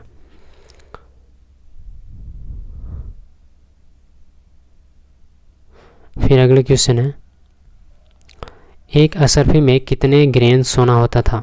एक असरफी में कितने ग्रेन सोना होता था, तो इसका आंसर हो जाएगा 167 ग्रेन सोना होता था एक असरफी में। अगले क्वेश्चन होने के नाते शेरशाह ने अपने सिक्कों पर 4 खलीफाओं के नाम अंकित कराए थे। तो इसका आंसर हो जाएगा ऑप्शन नंबर बी, सुन्नी होने के नाते। फिर अगले क्वेश्चन देखिए शेरशाह ने कहाँ रोहतासगढ़ किले का निर्माण करवाया। रोहतासगढ़ किले का निर्माण कहाँ करवाया फिर इसका आंसर हो जाएगा, याद रखिएगा, सासाराम। तो शेरशाह ने सासाराम में रोहतासगढ़ किले का निर्माण करवाया। अगले क्वेश्चन है निम्न में से किस मुगल शासक ने दीन पनाह नगर की स्थापना की थी। तो इसका आंसर हो जाएगा हुमायूं ने। तो निम्न में से हुमायूं मुगल शासक ने दीन पनाह नगर की स्थापना की। अगले क्वेश्चन शेरशाह ने किस किले का निर्माण करवाया था। तो शेरशाह, याद रखिएगा, इन्होंने पुराना किले का निर्माण कराया था शेरशाह ने। अगले क्वेश्चन है किला-ए-कोहना मस्जिद का निर्माण कब हुआ था। किला-ए-कोहना मस्जिद का निर्माण तो 1542 ईस्वी में किला-ए-कोहना मस्जिद का निर्माण। अगले क्वेश्चन है किस शासक ने किला-ए-कोहना मस्जिद का निर्माण करवाया था। तो इसका आंसर हो जाएगा ऑप्शन नंबर ए, शेरशाह ने किला-ए-कोहना मस्जिद का निर्माण कराया। अगले क्वेश्चन, कब पाटलिपुत्र को पटना के नाम से पुनः स्थापित किया गया? पटना के नाम से पुनः स्थापित किया गया, तो इसका आंसर हो जाएगा ऑप्शन नंबर बी, 1541 ईस्वी में पाटलिपुत्र को पटना के नाम से पुनः स्थापित किया गया। अगले क्वेश्चन है, किस शासक ने पाटलिपुत्र को पटना के नाम से पुनः स्थापित किया? तो इसका आंसर हो जाएगा ऑप्शन नंबर डी, शेरशाह ने। शेरशाह ने पाटलिपुत्र को पटना के नाम से पुनः स्थापित किया।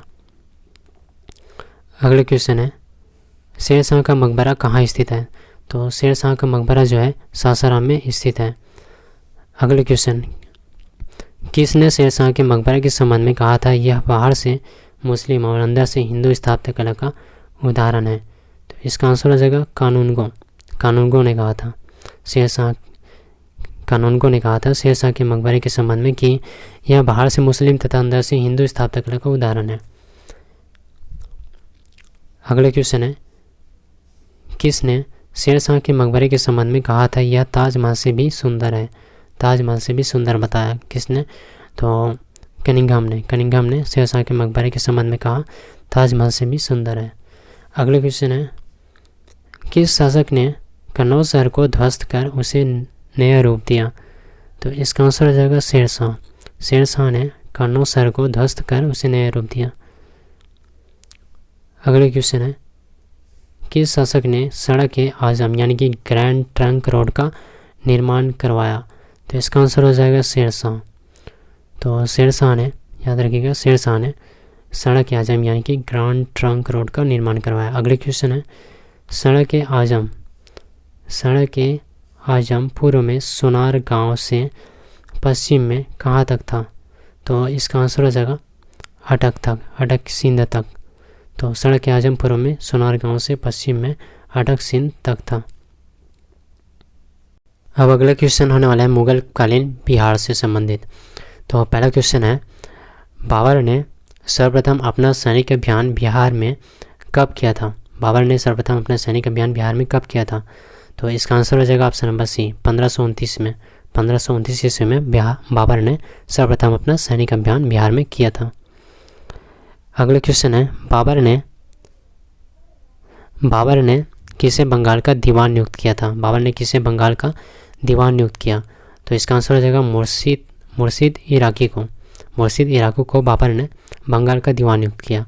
अगला क्वेश्चन है, बाबर ने किस युद्ध में अफगानों को पराजित किया था?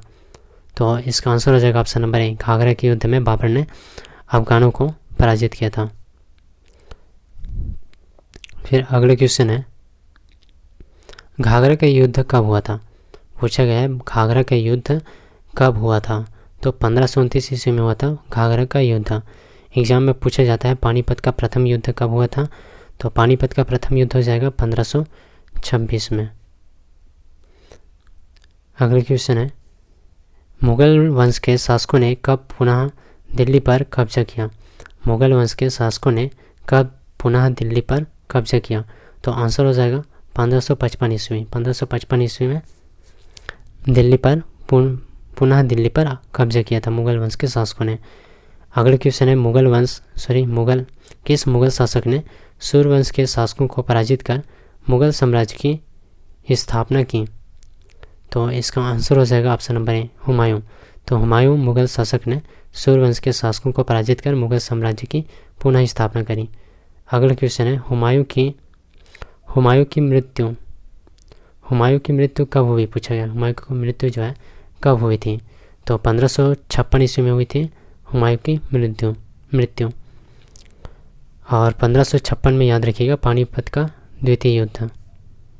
फिर अगला क्वेश्चन है, शेरशाह ने कब बिहार पर अपना अधिकार स्थापित किया? शेरशाह ने कब बिहार पर अपना अधिकार स्थापित किया? तो इसका आंसर हो जाएगा 1540 ईस्वी में। 1540 ईस्वी में शेरशाह ने बिहार पर अपना अधिकार स्थापित किया। अगला क्वेश्चन है, हुमायूं की मृत्यु के बाद कौन दिल्ली का शासक बना? हुमायूं की मृत्यु के बाद दिल्ली का शासक कौन बना? तो इसका आंसर हो जाएगा ऑप्शन नंबर बी, अकबर जो है हुमायूं की मृत्यु के बाद दिल्ली का शासक बना। अगले क्वेश्चन है, वास्तव में किसे भारत में मुगल प्रशासन का संस्थापक माना जाता है? मुगल प्रशासन का संस्थापक, तो आंसर हो जाएगा अकबर। अकबर को भारत में मुगल प्रशासन का मुग़ल प्रशासन का संस्थापक माना जाता है। अगला क्वेश्चन, अकबर के शासक बनने के प्रारंभिक काल में अफगानों ने कहाँ पर अपना प्रभुत्व बनाए? तो आंसर हो जाएगा बिहार में। फिर अगला क्वेश्चन देखिए, सुलेमान कर्रानी ने कब बिहार में अपने स्वतंत्र शासन की घोषणा की? तो आंसर हो जाएगा 1564 ईस्वी में। सुलेमान कर्रानी ने 1564 ईस्वी में बिहार में अपने स्वतंत्र शासन की स्थापना की। अगला क्वेश्चन है, दाऊद खां कब बिहार का शासक बना? दाऊद खां कब बिहार का शासक बना? तो 1572, इसका आंसर हो जाएगा 1572 ईस्वी में। अगला क्वेश्चन है, अकबर ने दाऊद खां की बढ़ती शक्ति को कुचलने के लिए किसे बिहार भेजा था? तो इसका आंसर हो जाएगा ऑप्शन नंबर ए, मुनीम खां को भेजा था, याद रखिएगा, मुनीम खां को।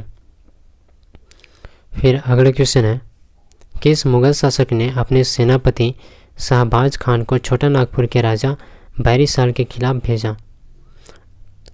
किस मुगल शासक ने अपने सेनापति शाहबाज खां को छोटा नागपुर के राजा बैरी साल के खिलाफ भेजा? तो इसका आंसर हो जाएगा अकबर के खिलाफ।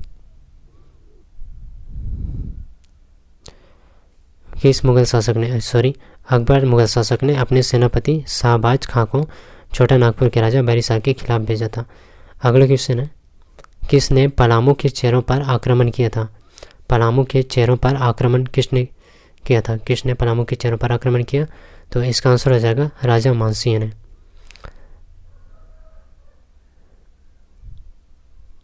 अगला क्वेश्चन है, राजा मानसिंह ने कब पलामू के चेहरों पर आक्रमण किया था? तो इसका आंसर हो जाएगा 1579 ईस्वी में। 1579 ईस्वी में राजा मानसिंह ने पलामू के चेहरों पर आक्रमण किया। अगला क्वेश्चन है, अकबर ने कब मिथिला के राजपूत नरेश को पराजित किया? तो आंसर हो जाएगा 1574 ईस्वी में। अकबर ने 1574 ईस्वी में मिथिला के राजपूत नरेश को पराजित किया। अगला क्वेश्चन है, अकबर ने किसे मिथिला क्षेत्र से राजस्व वसूलने का अधिकार दिया? मिथिला क्षेत्र से अकबर ने किसे? तो इसका आंसर हो जाएगा महेश ठाकुर को। अकबर ने महेश ठाकुर को मिथिला क्षेत्र से राजस्व वसूलने का अधिकार दिया। फिर अगला क्वेश्चन देखिएगा। अगला क्वेश्चन कह रहा है, मानसिंह ने निम्न में से किस स्थानीय सरदार को पराजित किया था? तो स्थानीय शासन तो गिद्धौर, खड़गपुर और भोजपुर, इन स्थानीय सरदार को पराजित किया था मानसिंह ने। ऑप्शन डी इसका सही आंसर हो जाएगा, ए, बी और सी। अगला क्वेश्चन है, मानसिंह ने किसे अपनी राजधानी बनाया था? तो इसका आंसर हो जाएगा option number C, Rohtas. Mansingh ने रोहतास को अपनी राजधानी बनाया।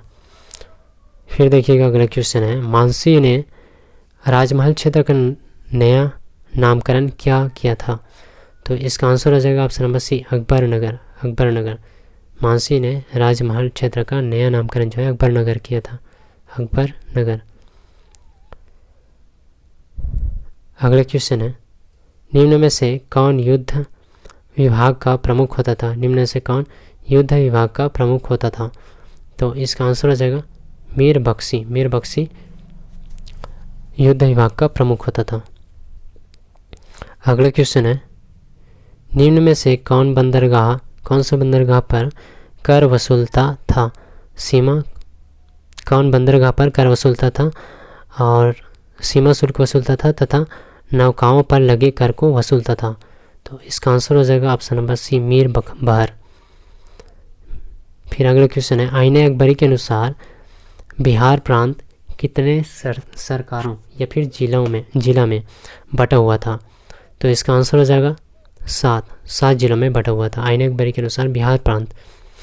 अगला क्वेश्चन है, निम्न में से कौन मुगल काल में बिहार का एक प्रांत नहीं था? बिहार का एक प्रांत नहीं था पूछा गया है, तो इसका आंसर हो जाएगा ऑप्शन नंबर सी, मागलपुर। तो मागलपुर मुगल काल में बिहार का एक प्रांत नहीं था, बाकी मुंगेर, रोहतास और सारण था। अगला क्वेश्चन है, निम्न में से कौन मुगल काल में बिहार का प्रांत था? तो बिहार का प्रांत मुगल काल में बिहार का प्रांत था, तो इसका आंसर हो जाएगा तिरहुत, हाजीपुर और चंपारण, तीनों, यानी कि ऑप्शन डी इसका सही आंसर हो जाएगा। मुगल काल में बिहार का प्रांत तिरहुत, हाजीपुर, चंपारण। अगला क्वेश्चन है आईने अकबरी के लेखक कौन है। आईने अकबरी के लेखक पूछा है, एग्जाम में कई बार पूछा जाता है आईने अकबरी या फिर अकबरनामा के लेखक। तो इसका आंसर हो जाएगा अबुल फजल, याद रखिएगा अबुल फजल जो है इसका सही आंसर हो जाएगा। अगले क्वेश्चन है किसने राजकुमार परवेज को बिहार का राज्यपाल नियुक्त किया था। तो इसका आंसर हो जाएगा जहांगीर। जहांगीर ने राजकुमार परवेज को बिहार का राज्यपाल नियुक्त किया था। अगले क्वेश्चन है राजकुमार परवेज को कब बिहार का गवर्नर नियुक्त किया गया था। तो इसका आंसर हो जाएगा ऑप्शन नंबर बी 1621 बिहार का गवर्नर नियुक्त किया गया था 1621 में राजकुमार परवेज को। अगले क्वेश्चन है किसके शासनकाल में मुगलों का अधिकार खोखरा देश छोटा नागपुर क्षेत्र पर स्थापित हुआ। तो इसका आंसर हो जाएगा ऑप्शन नंबर सी जहांगीर के शासनकाल में मुगलों का अधिकार खोखरा देश छोटा नागपुर क्षेत्र पर स्थापित हुआ। अगला क्वेश्चन है जहांगीर छोटा नागपुर के खानों पर अपना अधिकार प्राप्त करने में सफल रहा। तो इसका आंसर हो जाएगा ऑप्शन नंबर डी हीरा के खानों पर अपना अधिकार प्राप्त करने में सफल रहा जहांगीर, छोटा नागपुर का जो हीरा का जो खदान है वहाँ पर। अगला क्वेश्चन है जहांगीर ने अपने आत्मकथा में छोटा नागपुर से किस धातु के प्राप्त होने का उल्लेख किया है। तो इसका आंसर हो जाएगा ऑप्शन नंबर ए सोना। जहांगीर ने अपने आत्मकथा में छोटा नागपुर से सोना धातु के प्राप्त होने का उल्लेख किया है। अगले क्वेश्चन है निम्न में से कौन जहांगीर की आत्मकथा है। जहांगीर की आत्मकथा पूछा गया है, तो तुजुके जहांगीरी इसका सही आंसर हो जाएगा। जहांगीर की आत्मकथा है तुजुके जहांगीरी। अगले क्वेश्चन है शाहजहां ने किससे बिहार क्षेत्र को छीना था। बिहार क्षेत्र को किससे छीना था। तो परवेज से। शाहजहां ने परवेज से बिहार क्षेत्र को छीना। अगला क्वेश्चन है शाहजहां ने कब परवेज से बिहार क्षेत्र को छीना था। तो इसका आंसर हो जाएगा ऑप्शन नंबर बी 1623 से 1624 के बीच शाहजहां ने परवेज से बिहार क्षेत्र को छीना। अगला क्वेश्चन है औरंगजेब ने किसे बिहार का सूबेदार नियुक्त किया। औरंगजेब ने किसे बिहार का सूबेदार नियुक्त किया। तो इसका आंसर हो जाएगा अजीम। औरंगजेब ने अजीम को बिहार का सूबेदार नियुक्त किया। अगला क्वेश्चन है औरंगजेब ने कब राजकुमार अजीम को बिहार का सूबेदार नियुक्त किया था। तो आंसर हो जाएगा ऑप्शन नंबर ए 1702 ईस्वी में। 1702 ईस्वी में औरंगजेब ने राजकुमार अजीम को बिहार का सूबेदार नियुक्त किया।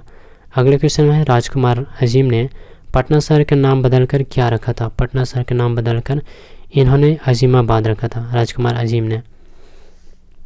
फिर अगले क्वेश्चन देखिएगा। अगले क्वेश्चन कह रहा है राजकुमार अजीम ने शहर के सौंदर्यीकरण के लिए कितने रुपये खर्च किए। सौंदर्यीकरण के लिए राजकुमार अजीम ने शहर का, तो याद रखिएगा 1 करोड़ खर्च किए थे। फिर अगला क्वेश्चन है औरंगजेब के समय बंगाल का तत्कालीन दीवान कौन था। तो तत्कालीन दीवान था मुर्शिद कुली खां। औरंगजेब के समय बंगाल का तत्कालीन दीवान मुर्शिद कुली खान। अगला क्वेश्चन है औरंगजेब के शासनकाल में बिहार में सरकारों की संख्या 8 और परगनों की संख्या कितनी थी। यहाँ पर कहा गया है औरंगजेब के शासनकाल में बिहार में सरकारों की संख्या 8 और परगनों की संख्या पूछा गया है। परगनों की संख्या कितनी थी। तो याद रखिएगा इसका जो आंसर हो जाएगा ऑप्शन नंबर डी 245 परगनों की संख्या। अगला क्वेश्चन है निम्न में से कौन से अधिकार फौजदार को प्राप्त थे। फौजदार को कौन सा अधिकार प्राप्त था। तो इसका आंसर हो जाएगा राजस्व, पुलिस और सैनिक तीनों। ऑप्शन डी इसका सही आंसर हो जाएगा।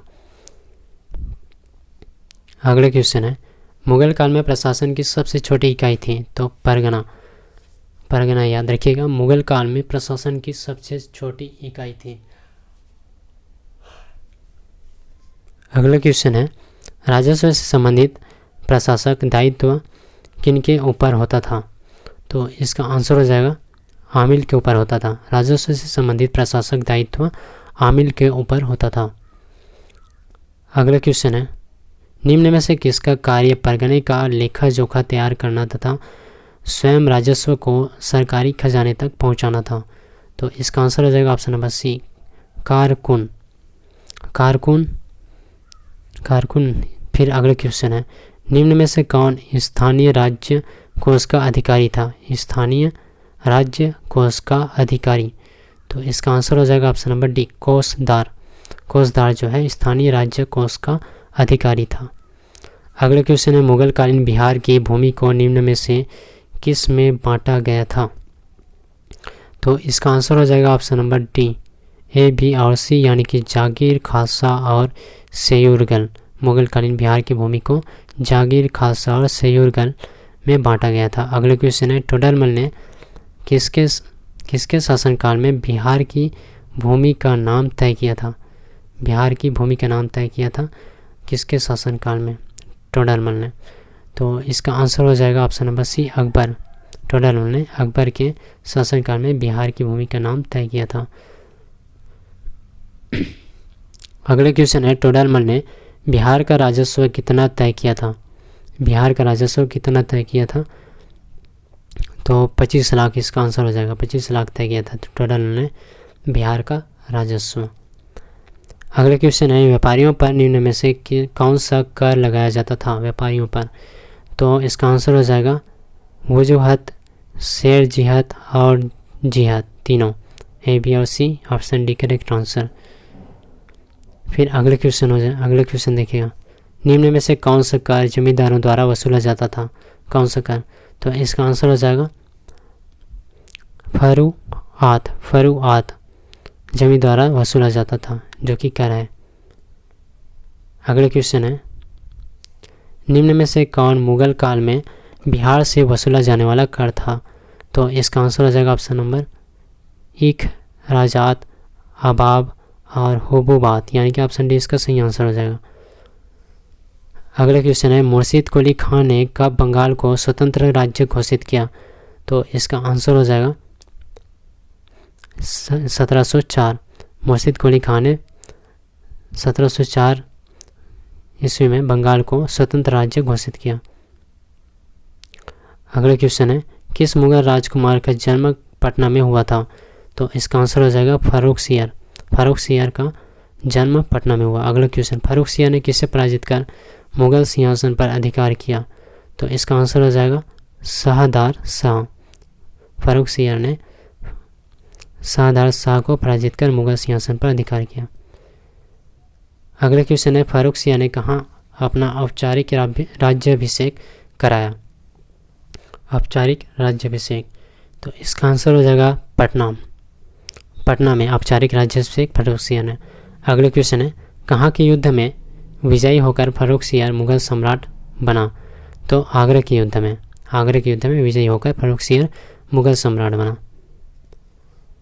अगला क्वेश्चन है, कौन पहला मुगल सम्राट था जिसका राज्याभिषेक बिहार में हुआ था? तो इसका आंसर हो जाएगा फारुखसियर। फारुखसियर पहला मुगल सम्राट था जिसका राज्याभिषेक जो है बिहार में हुआ था। अगला क्वेश्चन, फारुखसियर के उत्तराधिकारी ने कब तक बिहार में शासन किया? फारुखसियर के उत्तराधिकारी ने कब तक बिहार में शासन किया? तो 1740 ईस्वी तक। 1740 ईस्वी तक फारुखसियर के उत्तराधिकारी ने बिहार में शासन किया था। अगला क्वेश्चन है, निम्न में से कौन फारुखसियर का उत्तराधिकारी था? फारुखसियर का उत्तराधिकारी। तो सरफराज। अगला क्वेश्चन है, बिहार का पहला नायब नाजिम किसे नियुक्त किया गया था? तो आंसर हो जाएगा अलीवर्दी खां को नियुक्त किया गया था बिहार का पहला नायब नाजिम। अगले क्वेश्चन है, किसने सरफराज खान की हत्या कर स्वयं को बंगाल का नवाब घोषित किया? तो इसका आंसर हो जाएगा ऑप्शन नंबर बी, अलीवर्दी खां ने सरफराज खान की हत्या कर स्वयं को बंगाल का नवाब घोषित किया। फिर अगला क्वेश्चन है, अलीवर्दी खान कब स्वयं को बंगाल का नवाब घोषित किया? तो इसका आंसर हो जाएगा 1740 ईस्वी में। अलीवर्दी खान ने 1740 ईस्वी में स्वयं को बंगाल का नवाब घोषित किया। अगले क्वेश्चन, अलीवर्दी खान कब तक बंगाल में शासन किया? अलीवर्दी खान कब तक बंगाल में शासन किया? तो इसका आंसर हो जाएगा 1756 ईस्वी तक बंगाल में शासन किया अलीवर्दी खां ने। अगला क्वेश्चन है, अलीवर्दी खां ने किसे बंगाल का नायब नाजिब नियुक्त किया था? तो इसका आंसर हो जाएगा जैनुद्दीन हैबत को। अलीवर्दी खां ने जैनुद्दीन हैबत को बंगाल का नायब नाजिब नियुक्त किया था। अगला क्वेश्चन, मराठा पेशवा ने कब बिहार पर आक्रमण किया था? मराठा पेशवा ने कब बिहार पर आक्रमण किया था? तो इसका याद रखिएगा, इसका आंसर हो जाएगा 1743 ईस्वी। मराठा पेशवा ने 1743 ईस्वी में बिहार पर आक्रमण किया था। अगला क्वेश्चन है, अफगानों ने कब हैबत जंग की हत्या की? हैबत जंग की हत्या कब की? तो इसका आंसर हो जाएगा 1748 ईस्वी में। 1748 ईस्वी में मराठा पेशवा ने बिहार पर अफगानों ने कब हैबत जंग की हत्या की? तो 1748 ईस्वी। और मराठा पेशवा ने कब बिहार पर आक्रमण किया? तो याद रखिएगा इसको, 1743 ईस्वी में। अफगानों ने कब हैबत जंग की हत्या करी? तो इसका भी याद रखिएगा 1748 ईस्वी में। फिर अगले क्वेश्चन देखिएगा, किसके नेतृत्व में अफगानों ने हैबत जंग की हत्या की? किसके नेतृत्व में पूछा गया है? तो याद रखिएगा, इसका आंसर हो जाएगा मुस्तफ़ा खान के नेतृत्व में अफगानों ने हैबत जंग की हत्या की थी। अगले क्वेश्चन है, अलीवर्दी खां ने कहाँ के युद्ध में मराठों को पराजित किया? तो इसका आंसर हो जाएगा फतुहा के युद्ध में। अलीवर्दी खां ने फतुहा के युद्ध में मराठों को पराजित किया। अगला क्वेश्चन है, अलीवर्दी खां ने कब मराठों को पराजित किया था? कब मराठों को पराजित किया था? तो याद रखिएगा, इसका आंसर हो जाएगा 1751 ईस्वी। अलीवर्दी खां ने 1751 ईस्वी में मराठों को पराजित किया। अगला क्वेश्चन है, अलीवर्दी खान के बाद कौन उसका उत्तराधिकारी बना? तो इसका आंसर हो जाएगा option number C, Sirajuddaula. Sirajuddaula Alivardi Khan के बाद सिराजुद्दौला उत्तराधिकारी बना। अगला क्वेश्चन है, सिराजुद्दौला कब बंगाल का नवाब बना? तो याद रखिएगा 1756 ईस्वी। सिराजुद्दौला बंगाल का नवाब बना 1756 ईस्वी में। अब देखिएगा मध्यकालीन बिहार की सामाजिक स्थिति। मध्यकालीन बिहार की सामाजिक स्थिति। पहला क्वेश्चन है, मध्यकालीन बिहार में हिंदू समाज मुख्य रूप से कितने वर्णों में बटा था? तो इसका आंसर हो जाएगा ऑप्शन नंबर बी, 4 वर्णों में बटा था। अगला क्वेश्चन, निम्न में से किस वर्ण को समाज में सर्वोच्च स्थान प्राप्त था? किस वर्ण को समाज में सर्वोच्च स्थान प्राप्त था पूछा गया? आंसर हो जाएगा ब्राह्मण को। फिर अगला क्वेश्चन है, विष्णुपद मंदिर कहाँ स्थित है? विष्णुपद मंदिर कहाँ स्थित है? तो गया में स्थित है विष्णुपद मंदिर। अगला क्वेश्चन, गया में वैष्णव संत ईश्वरपुरी के द्वारा किसे वैष्णव धर्म में दीक्षित किया गया था? आंसर हो जाएगा चैतन्य को। अगला क्वेश्चन, बिहार में विशेष रूप में ब्रह्मा, विष्णु और महेश त्रिमूर्ति के रूप में पूजे जाते थे। तो इसका आंसर हो जाएगा मध्यकालीन बिहार में। मध्यकालीन बिहार में ब्रह्मा, विष्णु और महेश त्रिमूर्ति के रूप में पूजे जाते थे। अगला क्वेश्चन, बिहार के किस क्षेत्र में शक्ति की पूजा विशेष रूप से की जाती थी? तो इसका आंसर हो जाएगा ऑप्शन नंबर ए, मिथिला। बिहार के मिथिला क्षेत्र में शक्ति की पूजा विशेष रूप से की जाती थी। अगले क्वेश्चन, निम्न में से किस तांत्रिक का संबंध मिथिला क्षेत्र से था? तो इसका आंसर हो जाएगा ऑप्शन नंबर, तांत्रिक का संबंध मिथिला क्षेत्र से था। किस तांत्रिक का संबंध पूछा गया? ऑप्शन देखिएगा 7 का। तो इसका आंसर हो जाएगा, इसका आंसर देखिएगा, इसका आंसर है देव दिव्य मंडन मिश्र और गंगेश उपाध्याय। ये दोनों जो है इसका सही आंसर हो जाएगा। तो देव दिव्य मंडन मिश्र और गणेश उपाध्याय, इनका जो संबंध है तांत्रिक का संबंध जो है मिथिला क्षेत्र से था। तो इसका आंसर हो जाएगा ऑप्शन नंबर डी, ए और बी। अगले क्वेश्चन है, चैतन्य देव किस संप्रदाय के अनुयायी थे? चैतन्य देव किस संप्रदाय के अनुयायी थे? तो वैष्णव संप्रदाय के अनुयायी थे चैतन्य देव। अगले क्वेश्चन देखिए, निम्न में से कौन चैतन्य देव का प्रमुख शिष्य था? चैतन्य देव का प्रमुख शिष्य, तो आंसर हो जाएगा रघुपति उपाध्याय, चैतन्य देव का प्रमुख शिष्य। अगला क्वेश्चन है, रघुपति उपाध्याय का जन्म बिहार में कहाँ हुआ था? तो आंसर हो जाएगा इसका ऑप्शन नंबर डी, तिरहुत में हुआ था रघुपति उपाध्याय का जन्म। अगले क्वेश्चन है, निम्न में से कौन बिहार में शैव धर्म से संबंधित केंद्र है? तो इसका आंसर हो जाएगा वैकटपुर, बाजिदपुर और गया। तीनों ऑप्शन डी इसका सही आंसर हो जाएगा, शैव धर्म से संबंधित केंद्र। अगला क्वेश्चन है, निम्न में से कहाँ हरिहर नाथ मंदिर है? निम्न में से कहाँ हरिहर नाथ मंदिर है? तो इसका आंसर हो जाएगा सोनपुर में हरिहर नाथ मंदिर है। अगले क्वेश्चन, निम्न में से कौन सा मंदिर विष्णु एवं शिव की संयुक्त पूजा का विशाल नमूना है? तो इसका आंसर हो जाएगा हरिहर नाथ। अगले क्वेश्चन देखिएगा, कौन सी सदी में बिहार में मुसलमानों का आगमन हुआ था? कौन सी सदी में? तो याद रखिएगा 11वीं सदी में मुसलमानों का आगमन। अगले क्वेश्चन, मध्यकाल में की सामाजिक संरचना में कुलीनवाद का उद्भव एक महत्वपूर्ण घटना थी। तो इसका आंसर हो जाएगा मिथिला। तो मध्यकाल में मिथिला की सामाजिक संरचना में कुलीनवाद का उद्भव एक महत्वपूर्ण घटना थी। अगला क्वेश्चन है, मिथिला के समाज को कुलीनवाद की तर्ज पर पुनर्गठित करने का श्रेय किसे दिया जाता है? तो इसका आंसर हो जाएगा ऑप्शन नंबर बी, हरिहर देव। मिथिला के समाज को कुलीनवाद की तर्ज पर पुनर्गठित करने का श्रेय दिया जाता है। तो नरसिंहदेव इसका आंसर हो जाएगा। फिर अगले क्वेश्चन देखिए, ज्योतिरीश्वर ने वर्ण रत्नाकर में जातियों की एक सूची प्रदान की है। तो किसकी जातियों की एक सूची प्रदान की है? तो राजपूत की।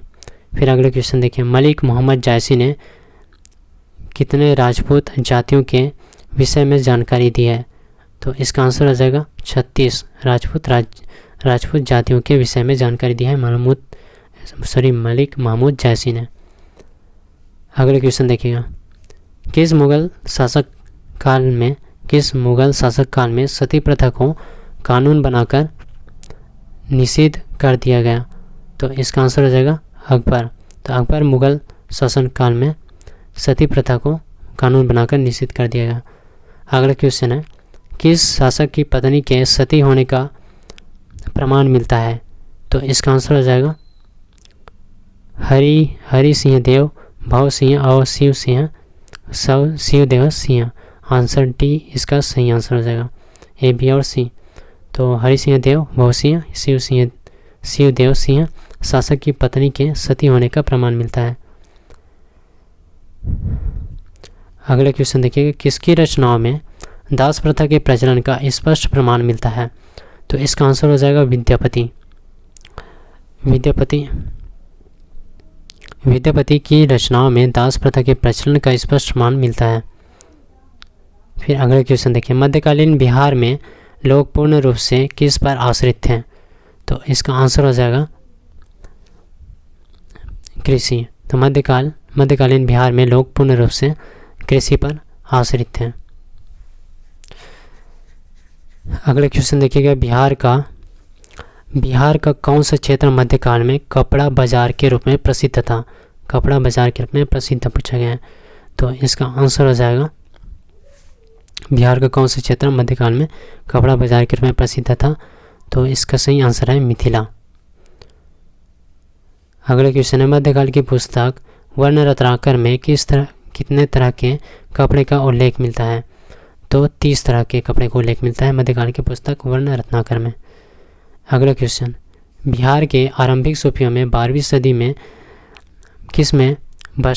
कहाँ बसने वाले संत इमाम ताज फकीक प्रमुख थे? तो इसका आंसर हो जाएगा मनेर। बिहार के आरंभिक सूफियों में 12वीं सदी में मनेर में बसने वाले संत इमाम ताज फकीर प्रमुख थे। फिर अगले क्वेश्चन है, बिहार में किस संप्रदाय के सूफी सबसे लोकप्रिय रहे? बिहार में किस संप्रदाय के सूफी सबसे लोकप्रिय रहे? तो इसका आंसर हो जाएगा, ऑप्शन देखिएगा, ऑप्शन नंबर डी फिरदौसी। फिर अगले क्वेश्चन है, बिहार में फिरदौसी संप्रदाय में सबसे प्रमुख स्थान किसका था? तो इसका आंसर हो जाएगा option number C, Makhdoom Zakir Yahya Maneri. Bihar में फिरदौसी संप्रदाय में सबसे प्रमुख स्थान मखदूम, जाकिर, याहिया, मनेरी का था। अगला क्वेश्चन है संत सरफुद्दीन मनेरी की मृत्यु कब हुई थी? तो इसका आंसर हो जाएगा ऑप्शन नंबर बी 1381 ईस्वी में। अगला क्वेश्चन है संत सरफुद्दीन याहिया मनेरी का जन्म कब हुआ था? तो इसका आंसर हो जाएगा 1263 ईस्वी में। अगले क्वेश्चन है संत अहमद चिरमपोश किस सिलसिला के सूफी थे? तो इसका आंसर हो जाएगा फिरदौसी। संत अहमद चिरमपोश फिरदौसी सिलसिला के सूफी थे। अगला क्वेश्चन है संत अहमद चिरमपोश की दरगाह कहाँ है? तो इसका आंसर हो जाएगा बिहार शरीफ में। तो संत अहमद चिरमपोश की दरगाह बिहार शरीफ में है। अगला क्वेश्चन है बिहार में सत्तारिया संप्रदाय की शुरुआत किसने की थी? तो इसका आंसर हो जाएगा अब्दुल्ला सत्तार इन्होंने बिहार में सत्तारिया संप्रदाय की शुरुआत की थी।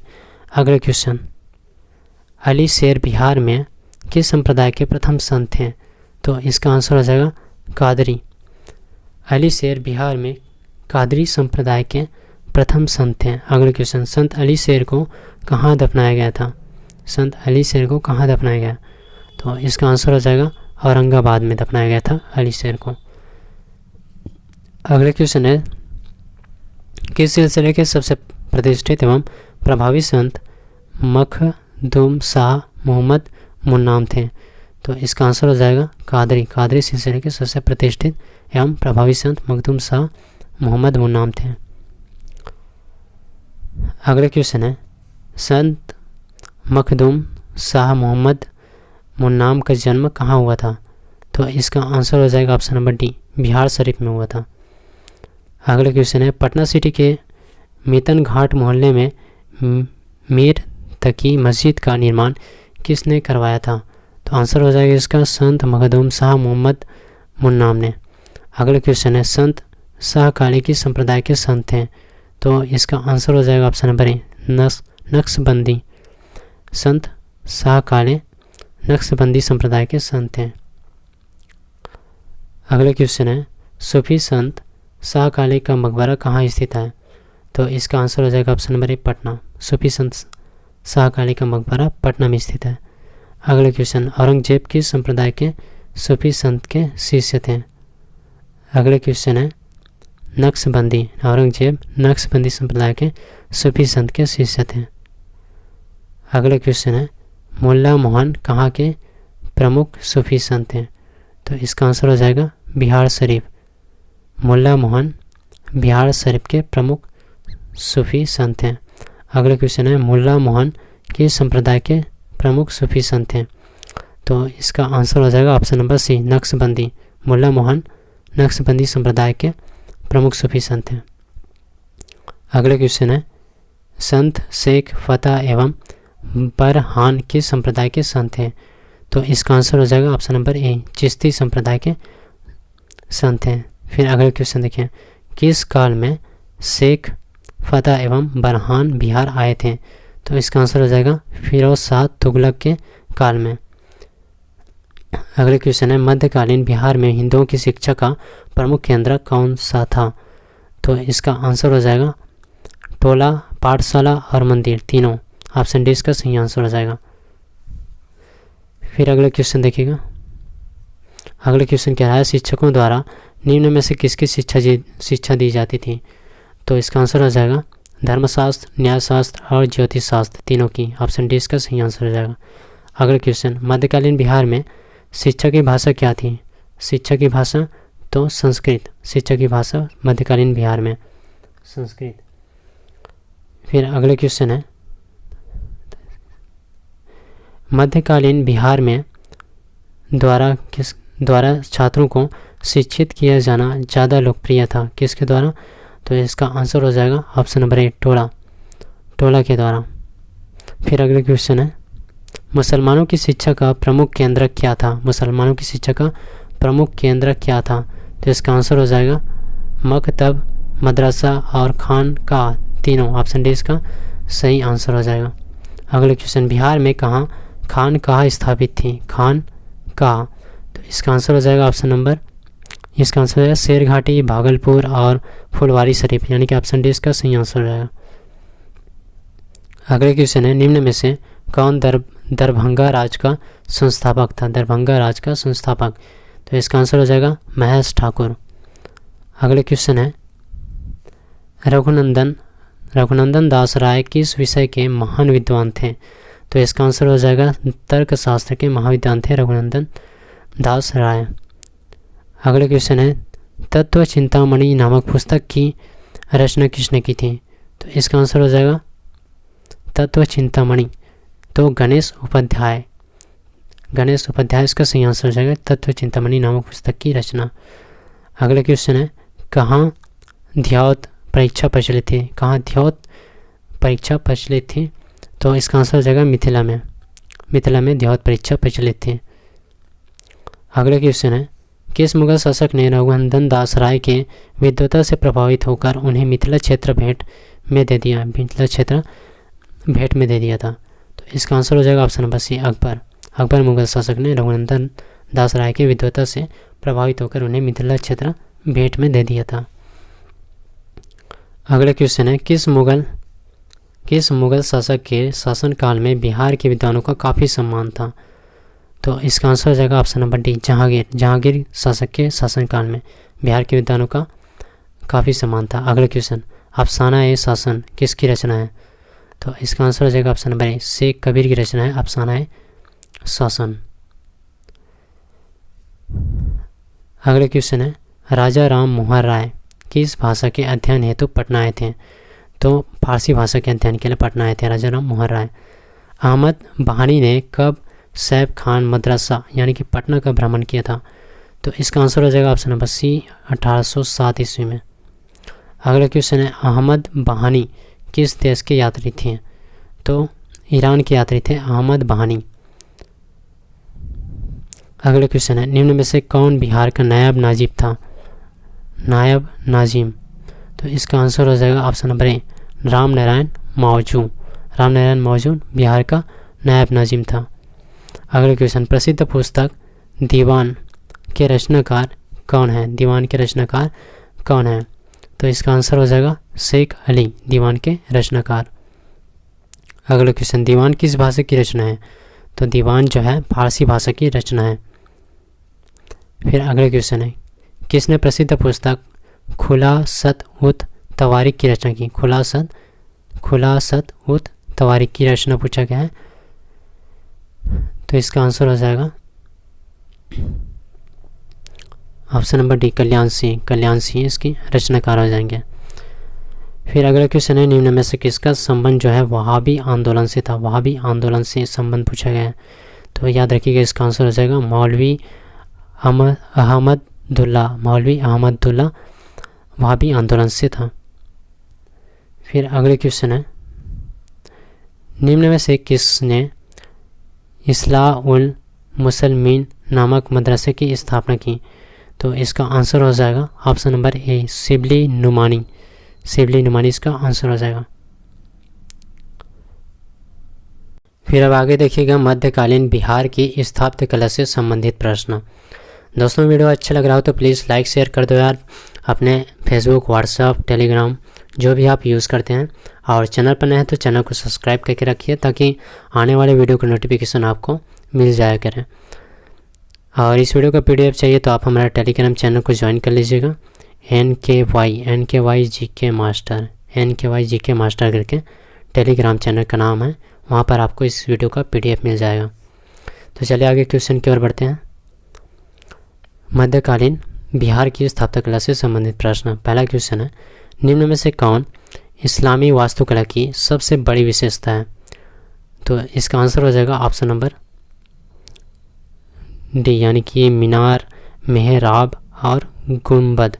ऑप्शन डी इसका सही आंसर हो जाएगा, तीनों इसका सही आंसर हो जाएगा। इस्लामी वास्तुकला की सबसे बड़ी विशेषता मीनार, मेहराब और गुंबद। अगला क्वेश्चन कह रहा है, मध्यकालीन बिहार किस शासक के अधीन रहा? तो इसका आंसर हो जाएगा ऑप्शन नंबर यानी कि सरकी, लोधी और सुर, ऑप्शन डी इसका सही आंसर हो जाएगा।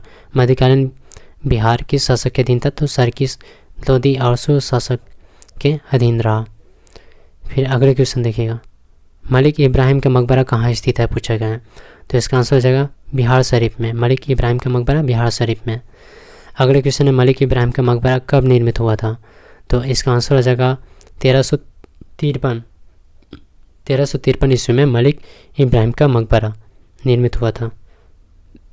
अगले क्वेश्चन है, बिहार में कहाँ सांगी मस्जिद है। बिहार में कहाँ सांगी मस्जिद है। तो बिहार शरीफ में सांगी मस्जिद बिहार शरीफ में। अगले क्वेश्चन, किस शासक के अंतर्गत बंगाल शैली का विकास हुआ। किस शासक के अंतर्गत। तो इसका आंसर हो जाएगा सरकी शासक के अंतर्गत बंगाल शैली का विकास हुआ। अगले क्वेश्चन है, शाह नफी का मकबरा कहाँ स्थित है। शाह नफी का मकबरा पूछा गया है।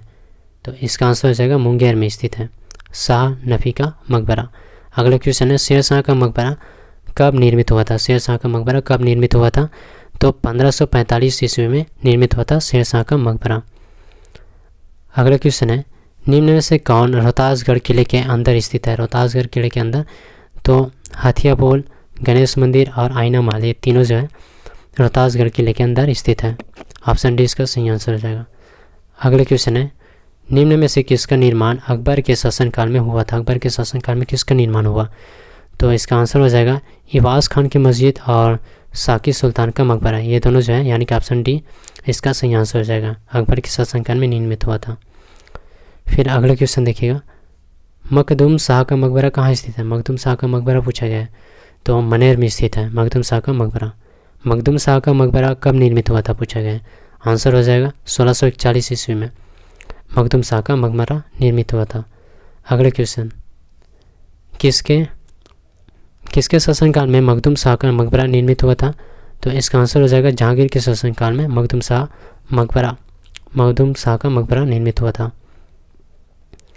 फिर अगले क्वेश्चन है, शेर शाह मस्जिद कहाँ स्थित है। शेर शाह मस्जिद कहाँ स्थित है। तो पटना में स्थित है शेर शाह मस्जिद। मीर साहब टोला मस्जिद कहाँ स्थित है। तो इसका आंसर हो जाएगा भागलपुर में स्थित है मीर साहब टोला मस्जिद। अगला क्वेश्चन है, हजरत मोहम्मद सिवस्तानी का मकबरा कहाँ स्थित है। तो इसका आंसर हो जाएगा बिहार शरीफ में स्थित है हजरत मोहम्मद सिवस्तानी का मकबरा। अगले क्वेश्चन, हरिश्चंद्र मंदिर का निर्माण किसने करवाया था। तो आंसर हो जाएगा राजा मानसिंह ने हरिश्चंद्र मंदिर का निर्माण करवाया था। और सेकंड लास्ट क्वेश्चन है, निम्न में से कौन हालैंड शैली में निर्मित इमारत है। तो इसका आंसर हो जाएगा पटना कॉलेज। पटना कॉलेज जो है हालैंड शैली में निर्मित इमारत है। इस वीडियो का लास्ट क्वेश्चन है, निम्न में से किस इमारत पर यूरोपीय शैली का प्रभाव स्पष्ट देखा जा सकता है। तो इसका आंसर हो जाएगा राजभवन, मुख्य सचिवालय और उच्च न्यायालय, यानी कि ऑप्शन डी इसका सही आंसर हो जाएगा। ए, बी और सी। तो इन तीनों का इमारत पर यूरोपीय शैली का प्रभाव स्पष्ट देखा जा सकता है। इन तीनों इमारत पर यूरोपीय शैली का प्रभाव स्पष्ट रूप से देखा जा सकता है। तो दोस्तों वीडियो अच्छी लगे तो लाइक शेयर जरूर कीजिएगा अपने सोशल मीडिया जो भी आप यूज़ करते हैं अपने टेलीग्राम, व्हाट्सअप, फेसबुक, इंस्टाग्राम पर। और चैनल पर नया है तो चैनल को सब्सक्राइब करके रखिए और बेल आइकन को प्रेस करके रखिएगा ताकि आने वाले वीडियो का नोटिफिकेशन आपको मिल सके। तो मिलते हैं नेक्स्ट वीडियो में। जय हिंद, जय भारत।